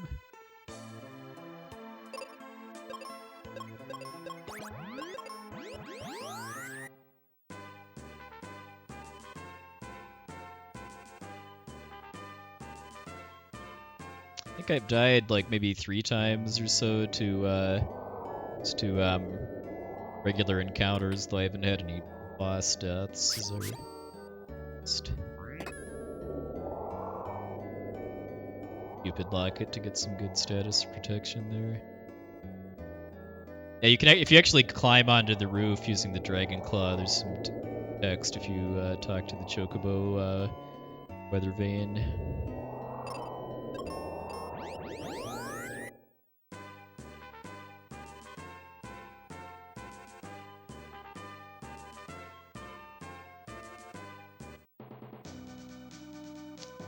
Ghidorah. Oh, interesting. I would never have guessed that was from a movie rather than from like mythology. Yeah, it's time to start getting hype for Hidoomerang.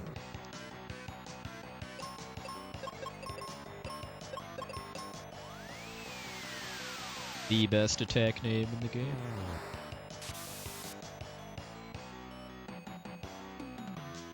Yeah, what Dr. David said. If there's ever any kind of remake of this game, there needs to be a full-on animation for Hidoomerang.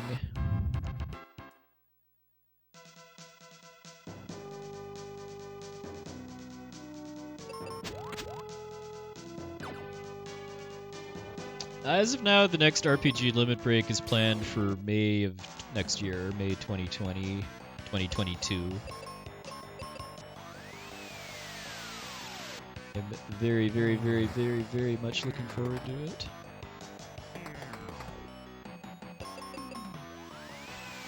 Great friends I have not seen in person in weeks.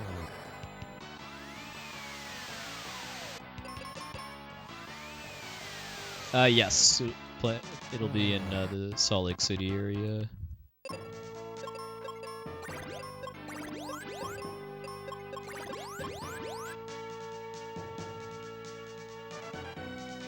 Oh, nice.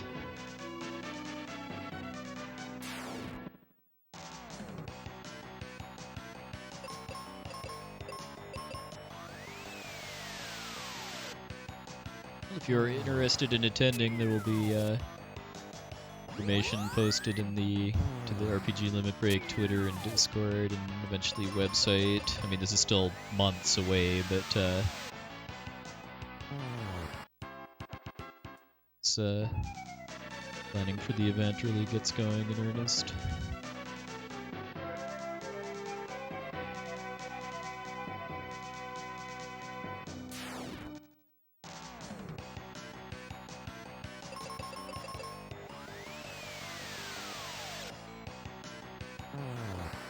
Yeah, RPG Limit Break has been in the Salt Lake City area since it started in 2015. We're not committed to hosting it there forever, but we have a good relationship with the NAMI chapter in that area, and pretty affordable as far as renting hotel space for a marathon too. So I mean, as long as it meets the needs for our event, we'll continue. But if it ends up working out better to go elsewhere, consider that too.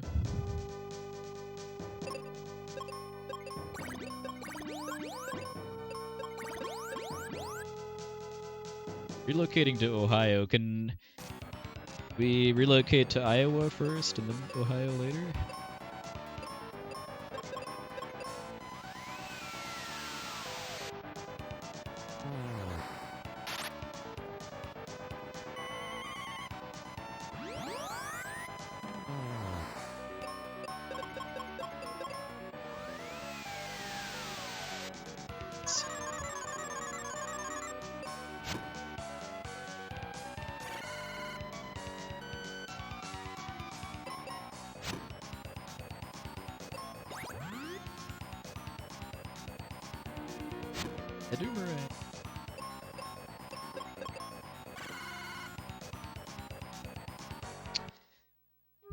There wasn't really anything I could do about that.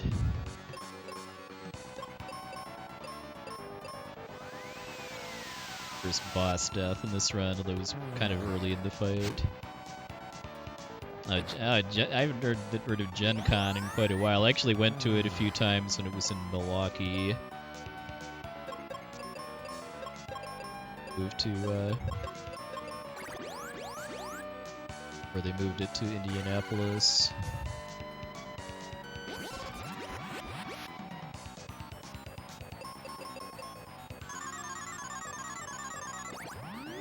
Should have just queued up a life, really.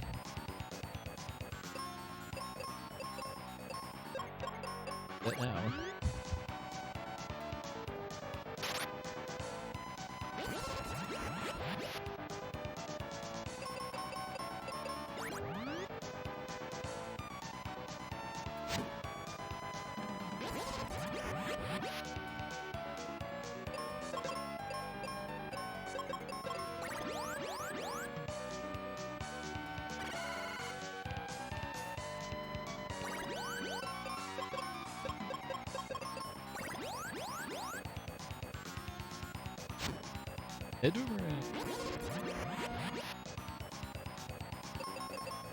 Oh, nice, Ritter Storm. Still have yet to play any newer Ys games. Only played Ys Origin and a couple versions of Ys 3. I have a copy of Ys 8 that I want to play sometime.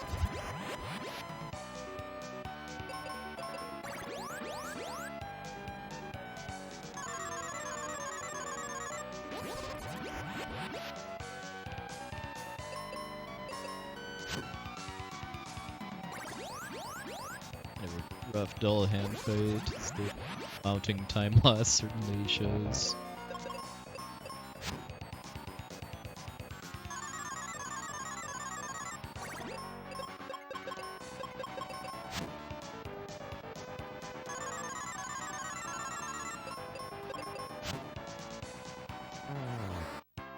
Alright, good.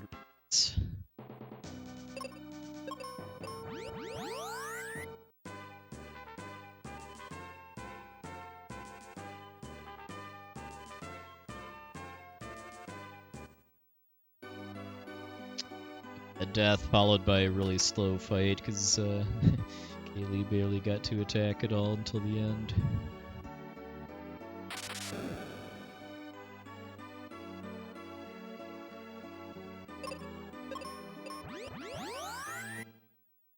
Okay, now we come to the most notorious part of a Mystic Quest run, which is Tower.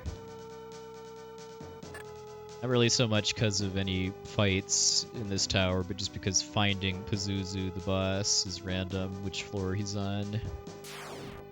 About a 10-minute spread between floor 6, which is the fastest, and floor 2, which is the slowest.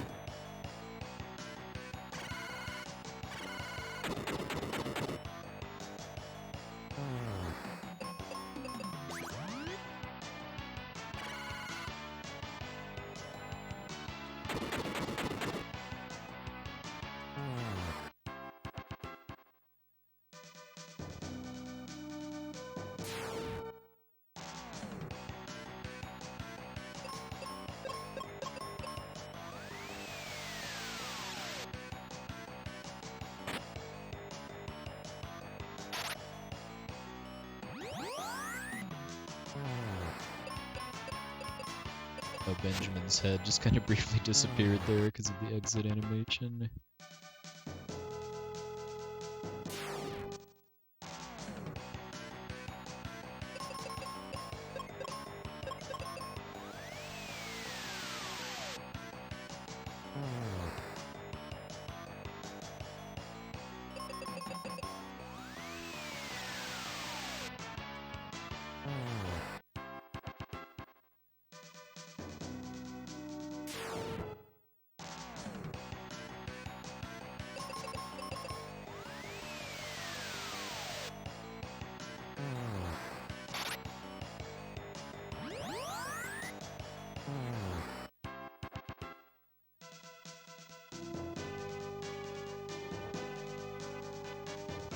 Sequel to Chrono Trigger? No.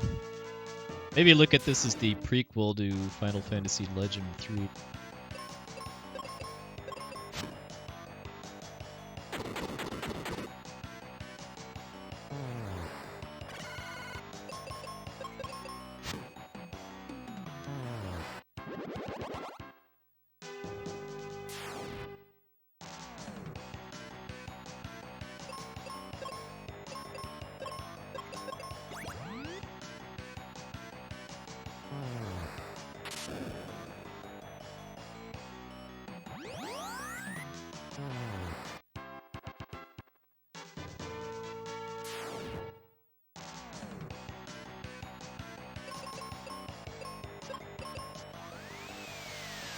Yeah.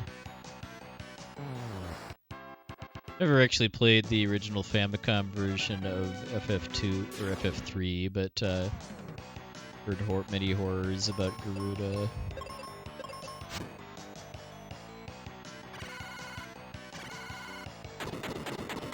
Yeah, I mean, I could PB pretty by a decent amount with even like floor 1.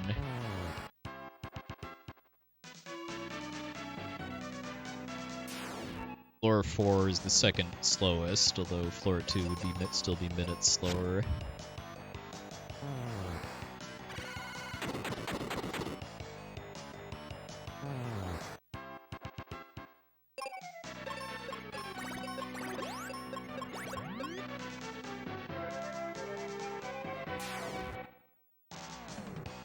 As long as I get a faster Pazuzu floor, I can definitely get sub 240 if Doom Castle goes well.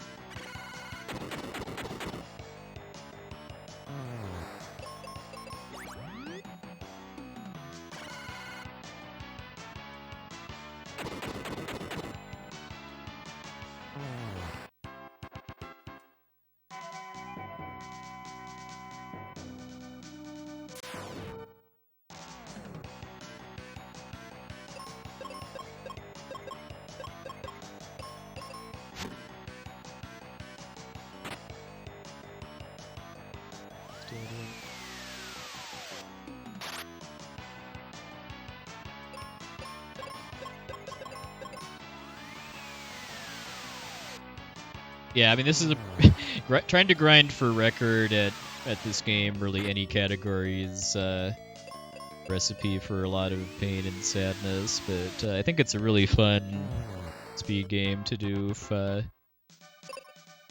somewhat more casual level.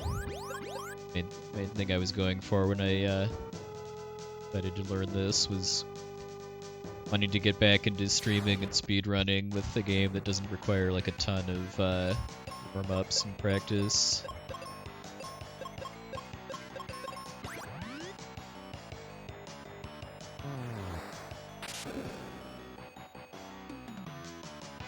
It is definitely a very nice thing about the shop glitch run too, is that it makes grinding for a floor 6 run a bit more tolerable when you're skipping 3 of the dungeons before Pazuzu's tower.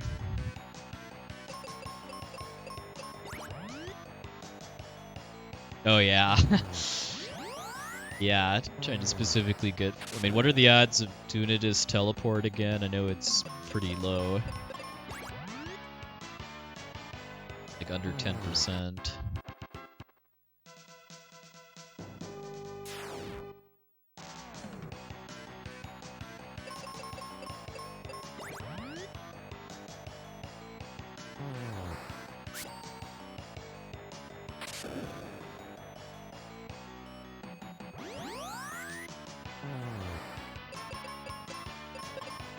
I mean, this game. I mean, even on top of Pazuzu, this game has a lot of brutal RNG, like you saw at the Dullahan fight. Just how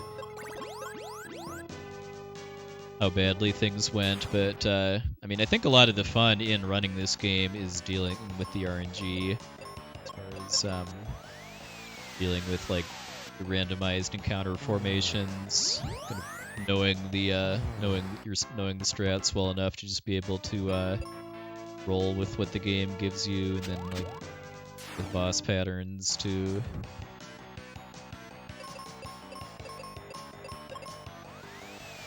Hey Zypher, welcome in.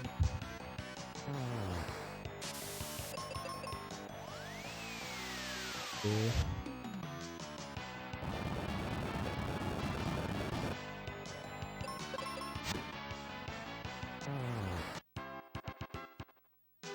Oh yeah, another quote-unquote minor glitch I am using in this run too is the partner life glitch, where normally you can use you're intended to be able to use the life spell to one-shot undead stuff like in a lot of other Final Fantasies, but in this you can something about that property is bugged out, and you can actually have your partner use the life spell on stuff that's not undead. And being able to use that on manticores in this dungeon is really nice. Otherwise, there's really nothing you can do to one-shot them. Gee, I wonder which speedrun you could be talking about, Zach.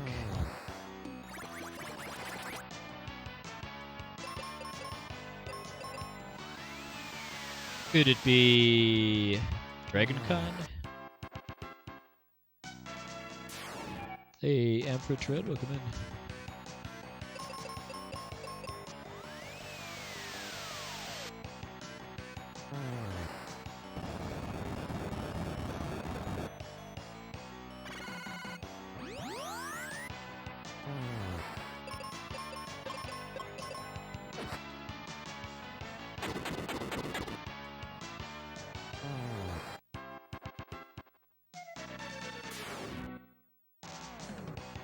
Actually, a series I've never played an entry of is Pokemon.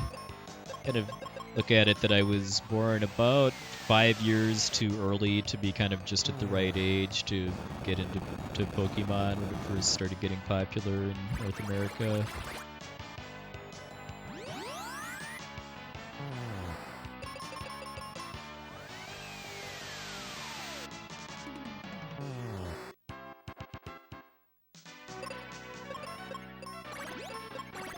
My favorite character from Octopath, probably Ophelia.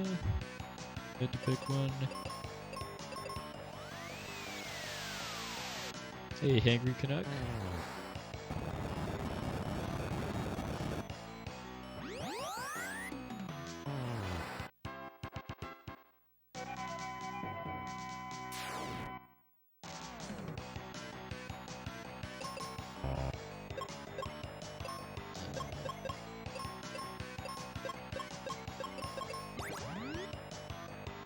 Instead of running. Oh, really? That's really cool. The Asterix. Yeah, if I was going to play a Pokemon game, it would need to be something 3DS or earlier, since I don't have a Switch. I do know that there are many, many, many Pokemon games 3DS and earlier. Hey, GK, evening, sir.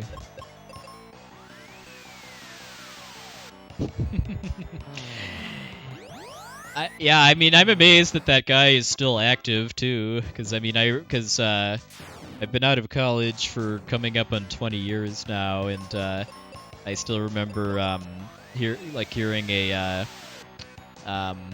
loud TV from the cafeteria at my college saying my real name really loudly in regards to a baseball game that was going on, and doing a pretty big double take at that.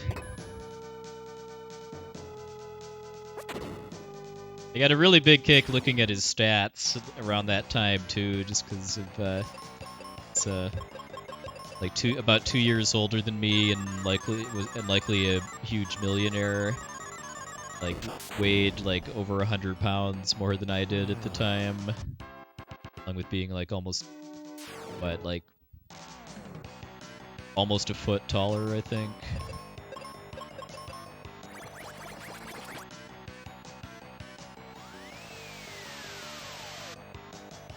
That's me.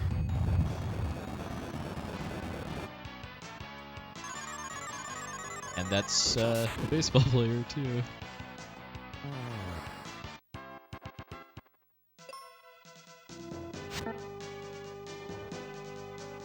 Floor 6.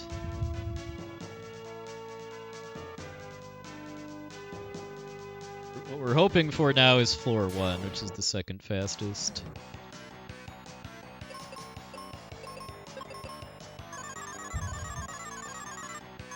Oh, he's big donkey now. He was big lumper I was in college.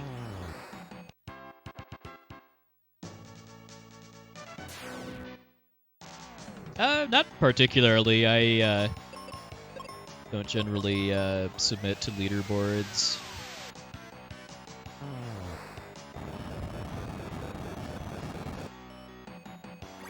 Other people want to, that's fine, but I just like doing my own thing.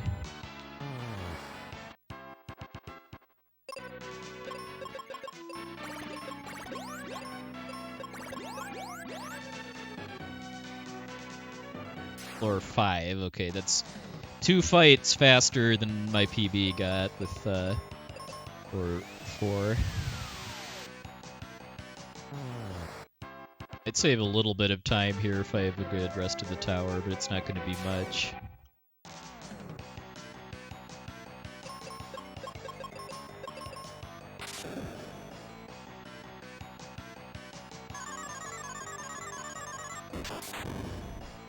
Yeah, that is a non-trivial reason for running this game.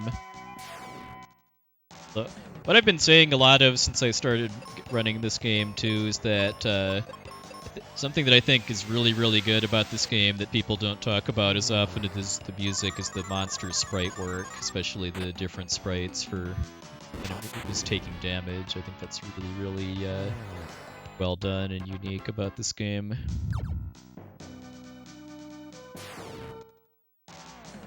I can kind of see that as a diaper now. I think they're more meant to be like robes or something, or just underbelly of bird, but I can kind of see it as a diaper too.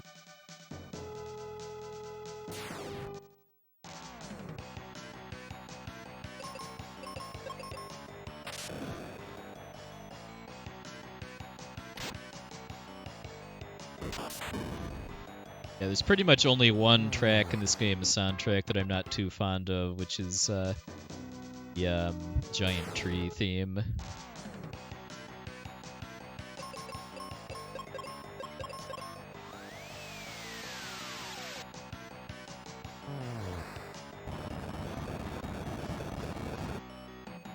And the level design, well, the dungeon design is okay. I wouldn't really say it's this game's like primary strength, but it does a decent job of kind of designing the dungeons around the tools that you get. Lufia 2 does it a lot better, but Lufia 2 came out 3 years after this game did, so not a totally fair comparison.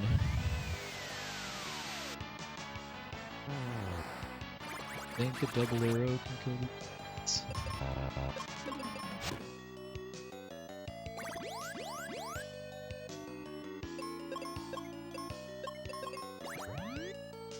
This way. Oh, just a little obscure game called Best Bolus Denki 2.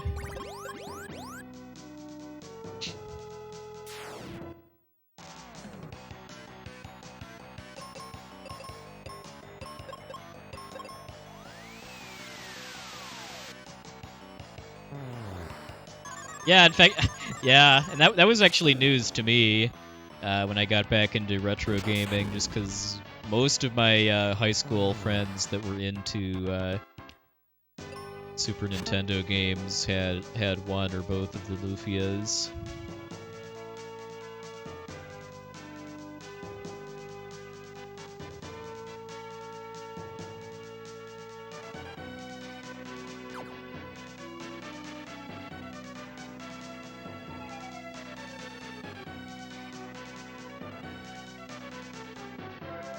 Yeah, I think Phoebe is probably wins out as far as just the partner that's with you for the largest percentage of the game.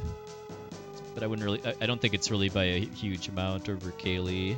And I'd say the big part of that is just how short your first time with Kaylee is.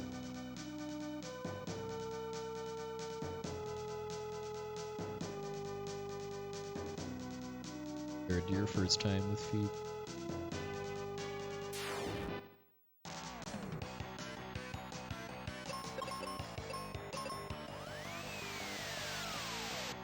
Although because of the resistance glitch and how it works, it's kind of like Phoebe is with you for the whole game, at least as far as her partner's resistances.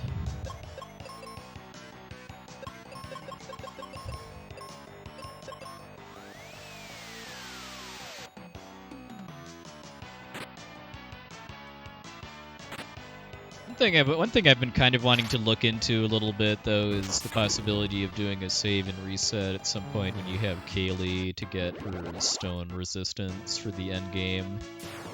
I'd need to do some research into if losing some of Phoebe's status protections in favor of getting stone protection would actually potentially be useful. I mean, that wouldn't be for like a straight-on PB attempt, but maybe for like races or no reset runs.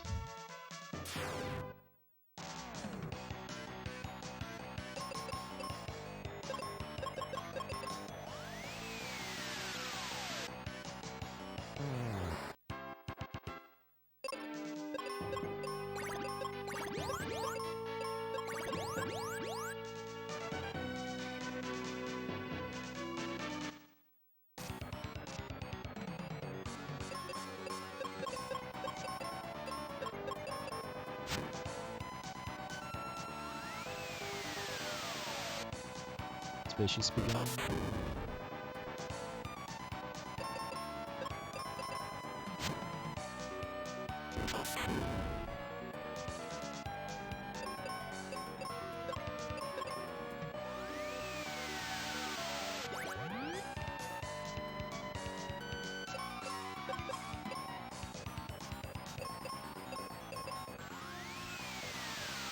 Oh yeah, even with as long as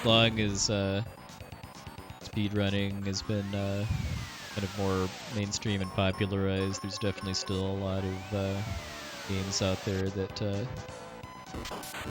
haven't had a lot of runs done of them.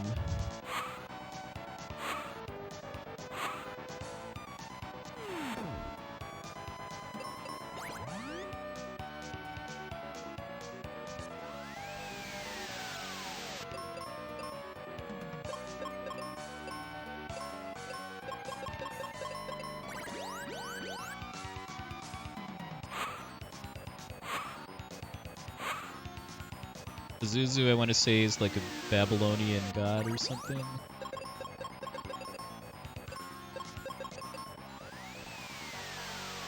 I know the main media that the name is best known for is The Exorcist.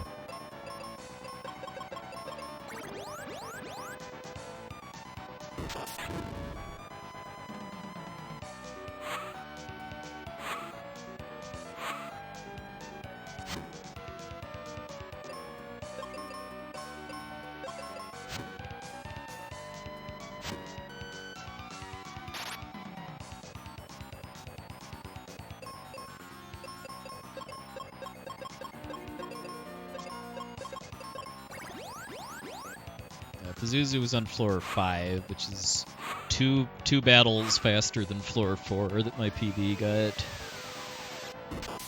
Shaping up to gain a bit of time here, but not like a ton. I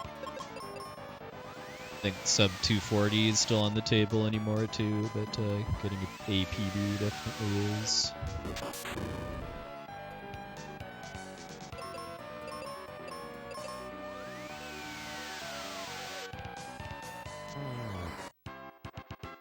Okay, about a minute.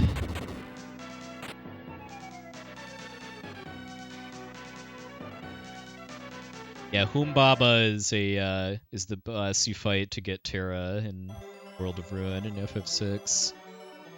Translated as Funbaba in the SNES version, but it's Humbaba in the GBA and PC versions.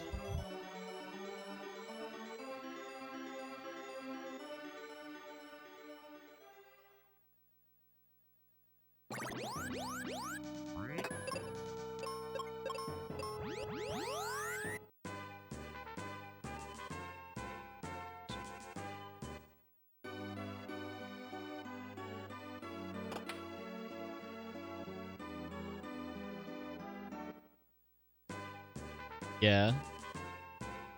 Ultros is kind of a mistranslation for Orthros.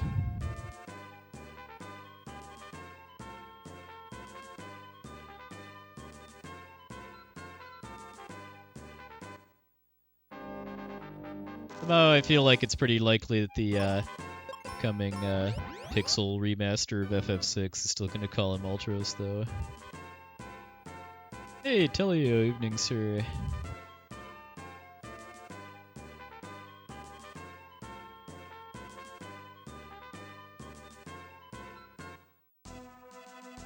Definitely been enjoying all the morning ActRaiser action.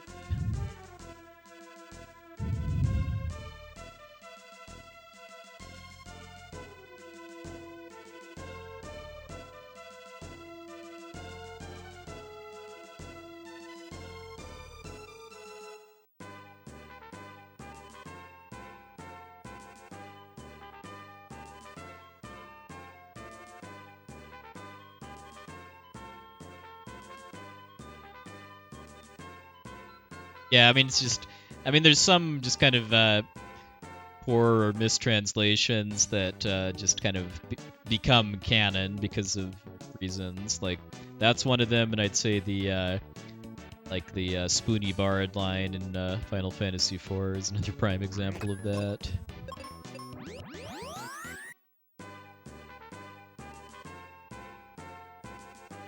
Because, yeah, most of Kefka's memorable lines in the SNES version of FF6 are basically just attempts to cover up swearing in the Japanese version. I don't think Kefka would be anywhere near as memorable if not for that. Well, I think it was more just supposed to be like, you bastard, or something like that.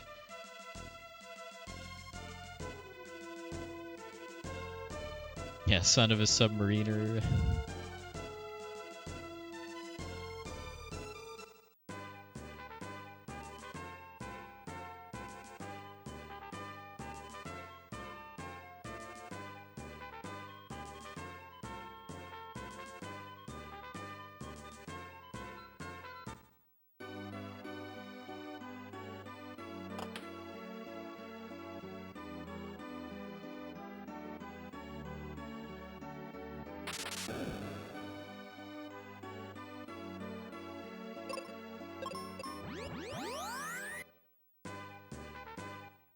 I will say that those games did teach me some spicy vocabulary words, though. Like, I had no idea what the word swooned meant until playing FF4.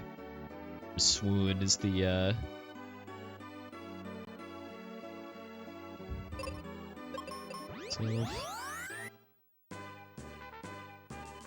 It's for dead characters. Yeah, licentious was another spicy vocabulary word, along with lecherous. Words that FF6 taught me. There's some colloquialisms I learned from video games too, like shuffle off this mortal coil is a phrase I learned from Chrono Trigger.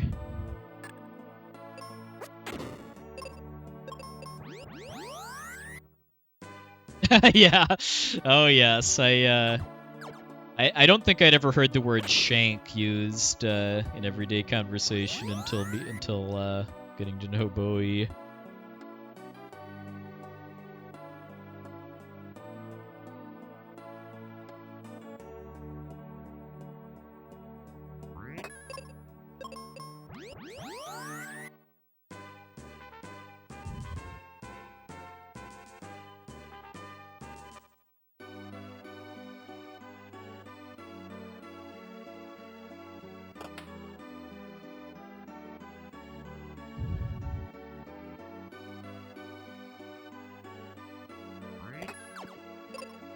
Yeah, Marvelous looks like a really cool game. It's one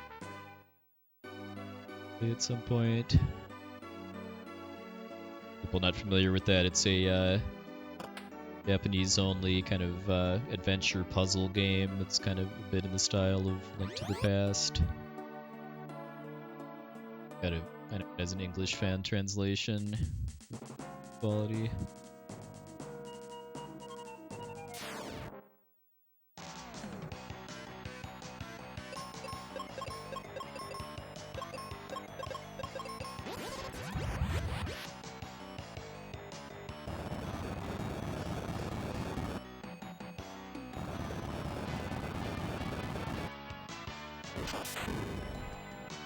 That's a project I actually started in 2019, was trying to get caught up on good like SNES era.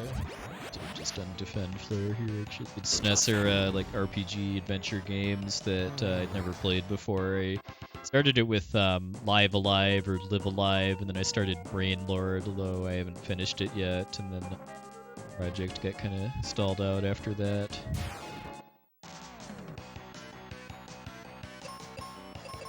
I do want to get back to that though, like what's it called? Am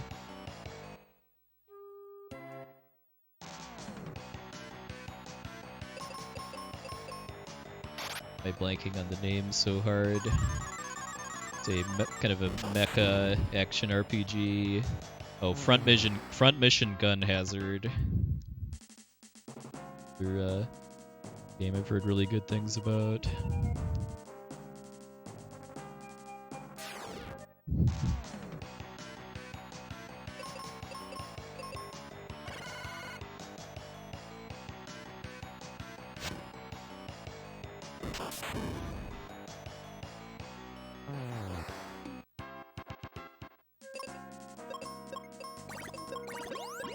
I do unironically enjoy Seventh Saga, but I don't ever see myself speedrunning it, mostly just because of how much of the Seventh Saga speedrun is grinding on brains.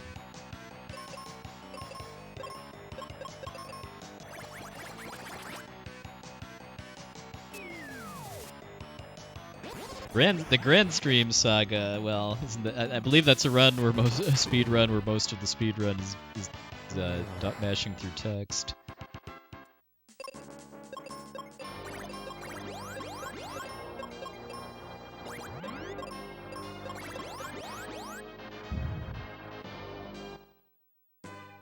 I forget what the Japanese title is, but I know it translates to, I think, Marvelous Another Treasure Island.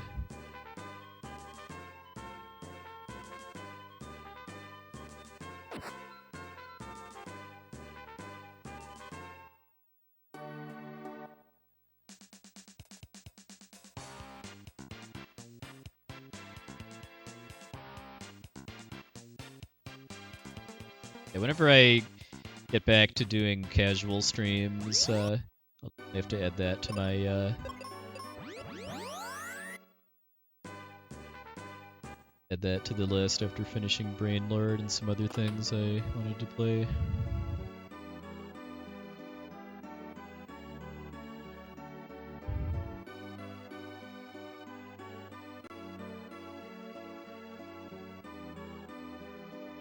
Not gonna be a good split because of burps I'm making.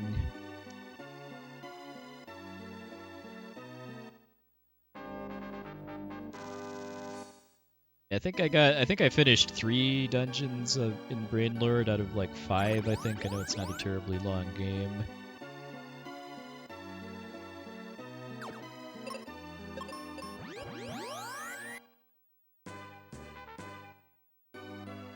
I haven't given up on finishing it though. Just need to the energy and motivation to do weeknight streams again for that to happen.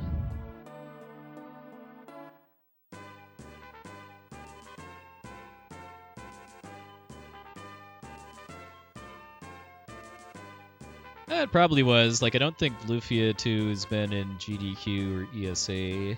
Well, at least the full game. I think Ancient Cave has been in ESA.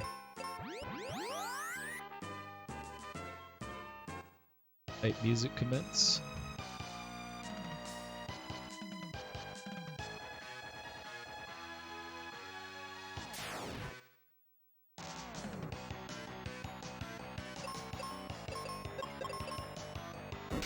I think a white from Phoebe will kill 2 of these guys.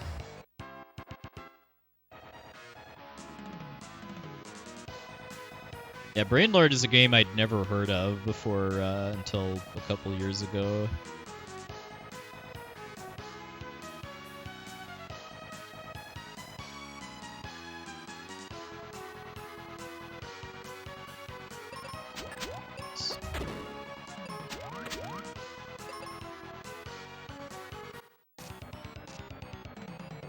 Part of why I want to finish Brainlord is that I can watch PJ's speedruns of it. The Clean Conscience. Well, that's no fun. Yeah, better to just retry than to try to salvage that.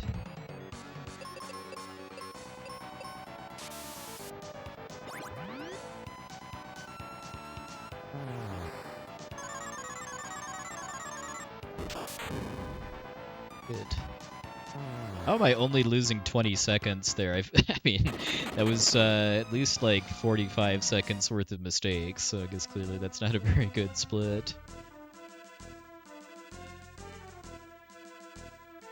My first run, I got the Aegis Shield on that floor, but decided to start skipping it because I think it's just been mathed out that well, the Aegis Shield, it's about a minute and a half detour to pick up, and it gives Benjamin Petrify and Paralysis resistance.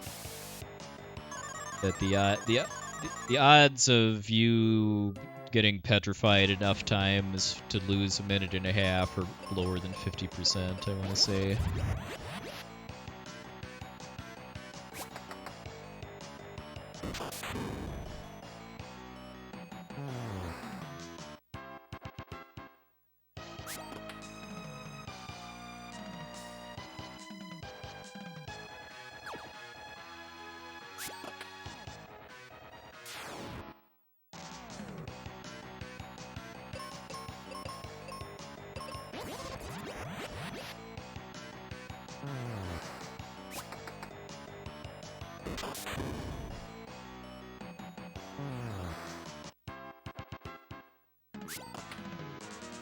Yeah, another game like that I want to play at some point is Treasure of Rudra. Rudra no Hiho, the Japanese name. That's a really kind of different kind of RPG where you get to make your own spells by using a text input tool.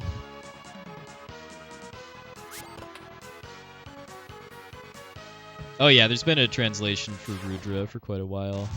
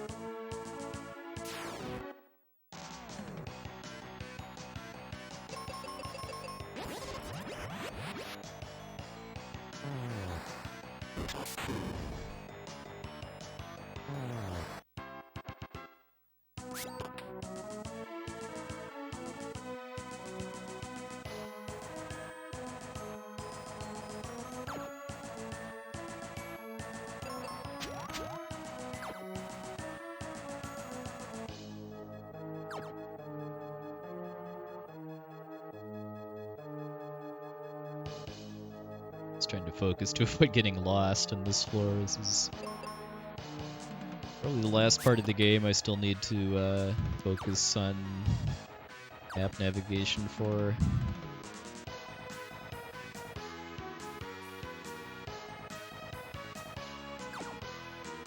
Some music doesn't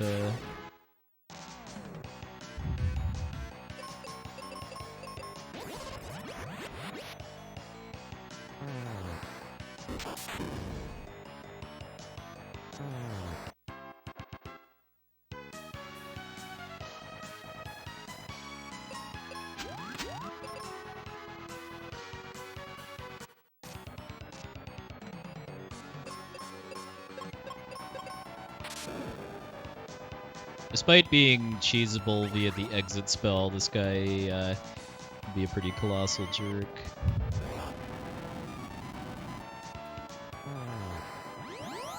Nice, first try.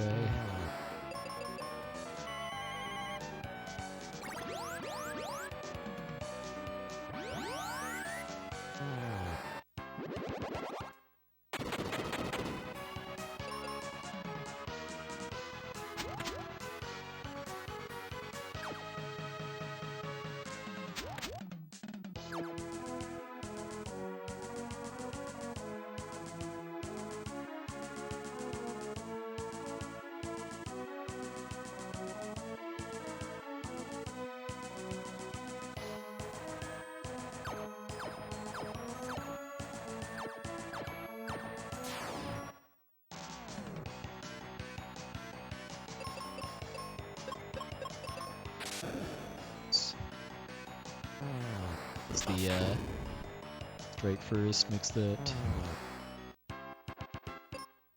vastly a mistake to keep Phoebe on auto.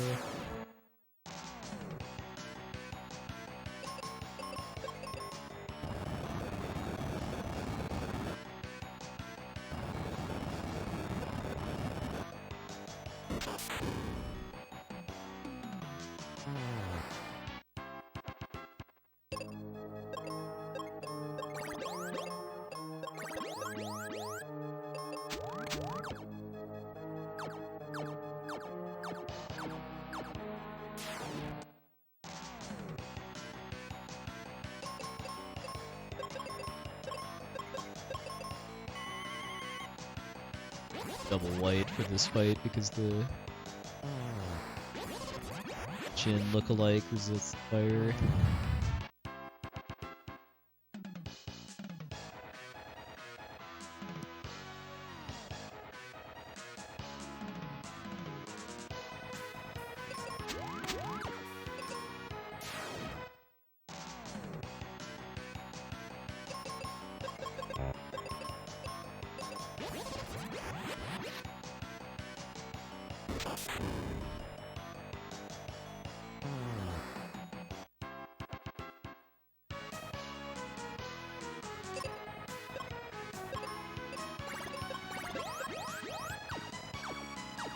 Pazuzu was floor 5 in this run.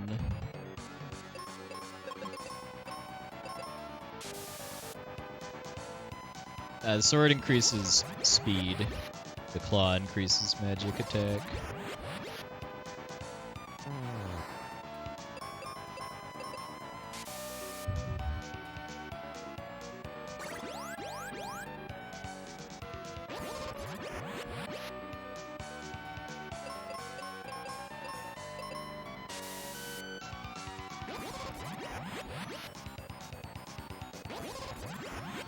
It's actually a little different in this category compared to any percent because of not having the beat spell.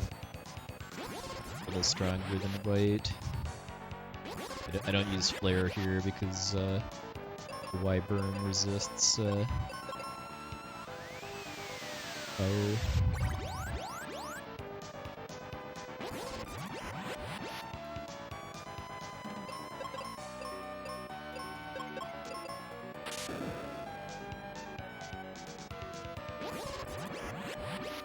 Give yourself a good night, Thanks for stopping by. Give yourself a good week. Thank you. Hopefully we will get ourselves a 242 or so.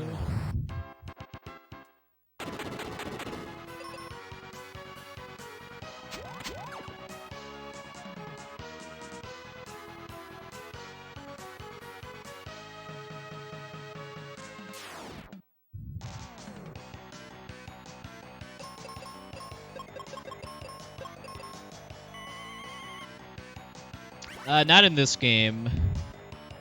I've not accidentally exited out of a dungeon. One thing that helps, I would have definitely for sure if the game didn't make you double click basically to cast exit.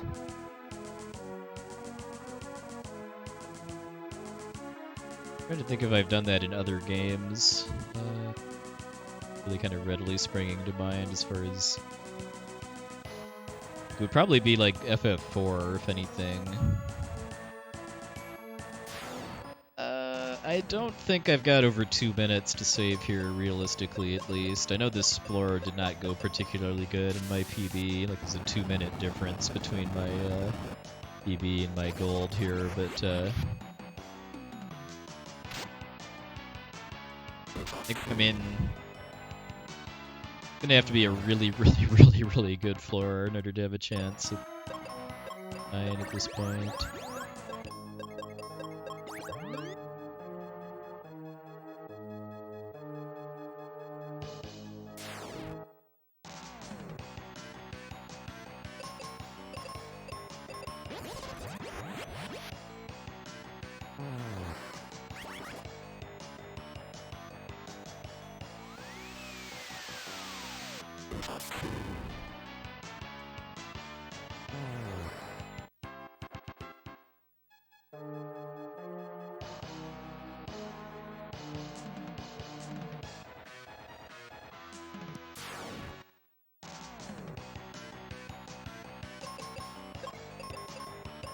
Okay, that's great.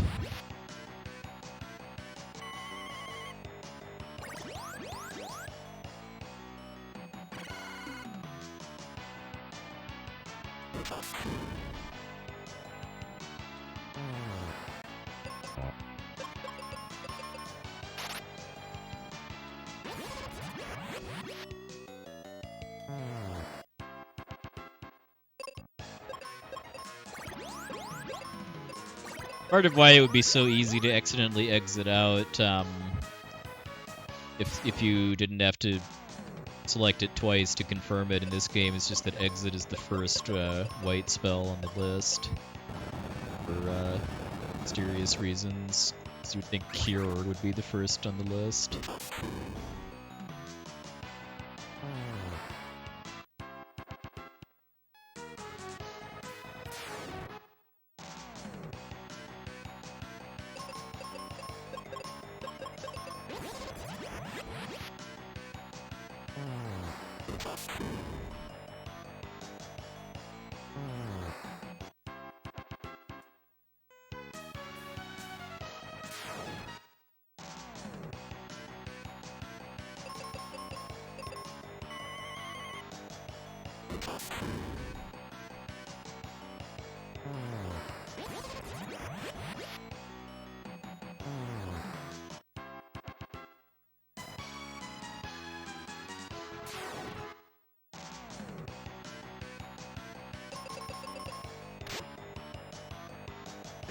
Oh, in front of chaos. Ouch.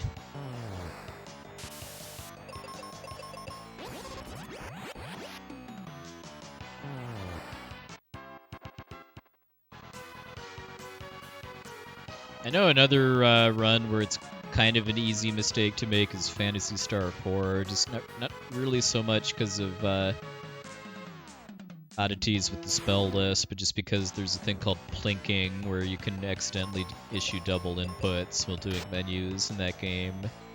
If you plink in the wrong way, you can cast Heinous, which is the exit dungeon spell.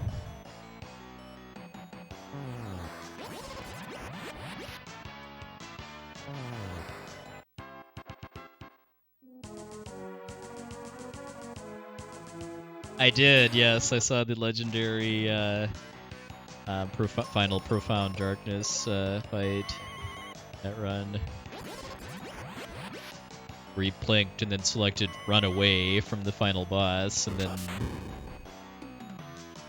the boss could have just killed him if she decided to at that point, but then just used like a status condition that didn't work or something, and then Vic was just had to stop playing for a few seconds because he was just that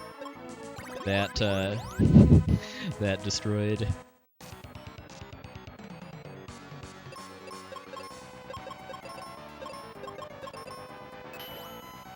Oh, nice 2 damage crit there.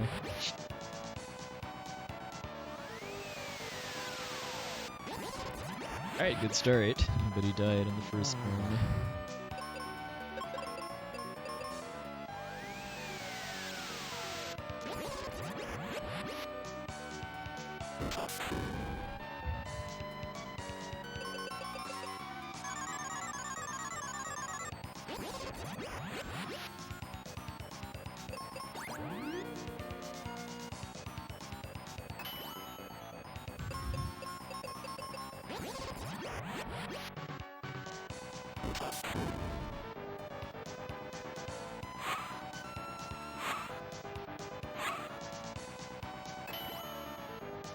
That 1 damage attack is bugged, by the way. It's not in the Japanese and European versions of the game.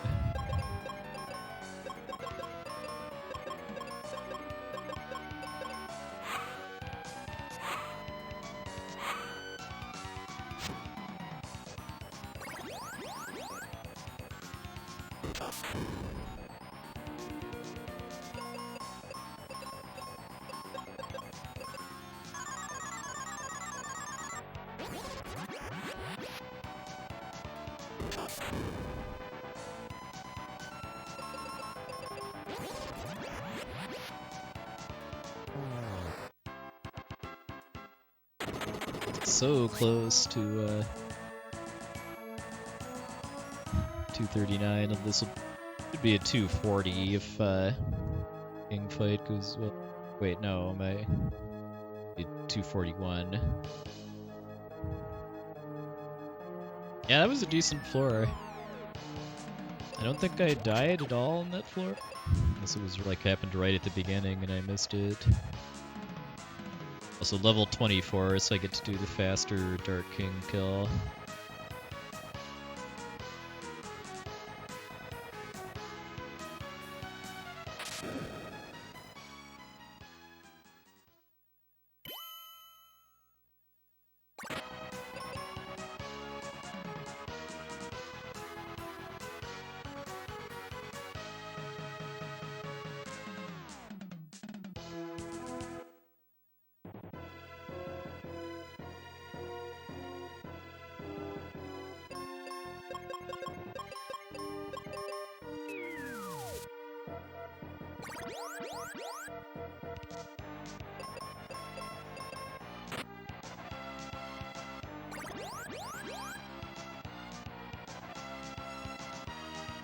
How amused.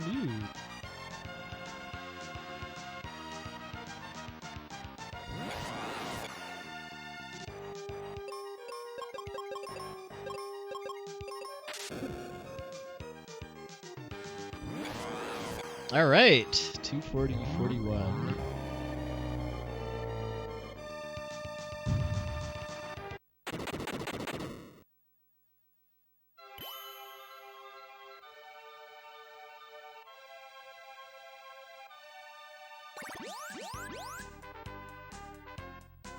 Thanks for the GGs, everybody.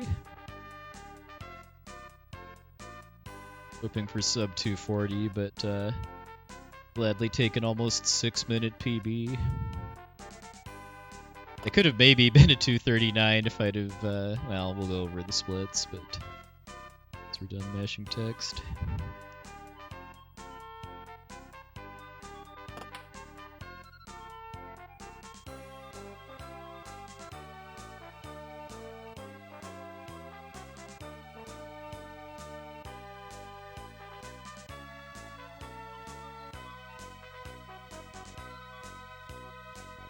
If anyone's curious what happened on that fight, by the way, too, there's an overflow glitch that only works on the Dark King because he has 40,000 HP, and the maximum variable size for enemy health in this game is 65,535. And the cure spell it basically cures based on the target's max health. The way I understand it is that with the setup I'm using, using Cure and the Dark King tries to heal him to like 80, somewhere in the 80,000s, but it does a overflow glitch, then becomes a bit over 20,000 instead. That's why he takes almost 20,000 damage per Cure.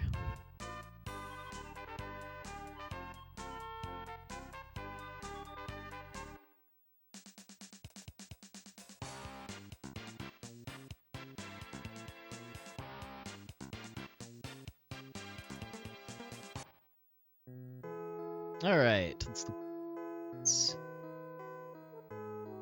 so kind of a rough Minotaur split because I'm missing a bunch on the fights leading up to Minotaur. Really remember why I lost time on Flamerous Rex. I don't really remember. Must have just been some little things that added up. For Squidite, I kind of bungled my seed management. I forgot to seed Phoebe. I forgot to seed Phoebe twice, actually. Once before Squidite and once before Snow Crab. So, I mean, I gained a bunch of time on Snow Crab because I died there in my previous PB, but still more time to save there.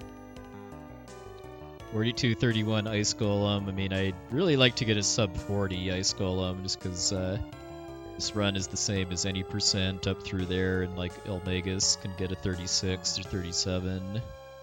know, a lot of that is just faster menuing for battle menus, and that'll come with just getting more familiar with how to handle the various encounters, but getting sub 40 Ice Golem isn't too tough. And then I lost like 25, 30 seconds on the exit battlefield split because I forgot to get more bombs on my way out of the ice pyramid. Spaced out and walked right past the chest. Fireberg section, solid, I think. I made a mistake on dual head Hydra just from just thinking I'm just not thinking right, basically, where I took down my defense at one point when I shouldn't have, and that but I didn't get punished for it because dual head didn't flame breath in that turn, but that just kind of threw off the dynamics of the fight too because I used a seed in a turn I normally wouldn't, and that made me kind of throw off my counting as far as how many hits I'd gotten, because usually I just look at how many spell charges I have left there. So some time to save there on that fight. Saved a lot on Ghidra because I didn't die. Dullahan was the only boss that I died to. I died kind of near the start of the fight, and then the second go around where I won was very slow because I had to do a lot of healing and curing status conditions. That's probably, not counting Pazuzu because of being able to get a better floor, I'd say Dullahan is probably the split I have the most time to save on against these splits. Skullrus Rex, I made probably like 30 to 40 seconds worth of just movement mistakes during the fetch quests before getting on the ship. It's just something I need to just focus more on until I just have it be until it becomes second nature. Doom Castle, pretty good. I have any deaths in Doom Castle? I'm trying. I don't think I did actually. I don't think I had any deaths in Doom Castle. Yeah, those will be some kind of rough splits to run against potentially, but yeah, 240, 41 again. Immediate goal at least is sub 240. I mean, I'm planning to keep running this game through the end of August on weekends since I want to submit this to Questing for Glory, Hope, and Healing at the end of August. I mean, I don't think this is like a slam dunk or anything, but I'd like to submit something to the marathon, and a whole lot else I feel like playing right now, so it's as strong a submission as I can.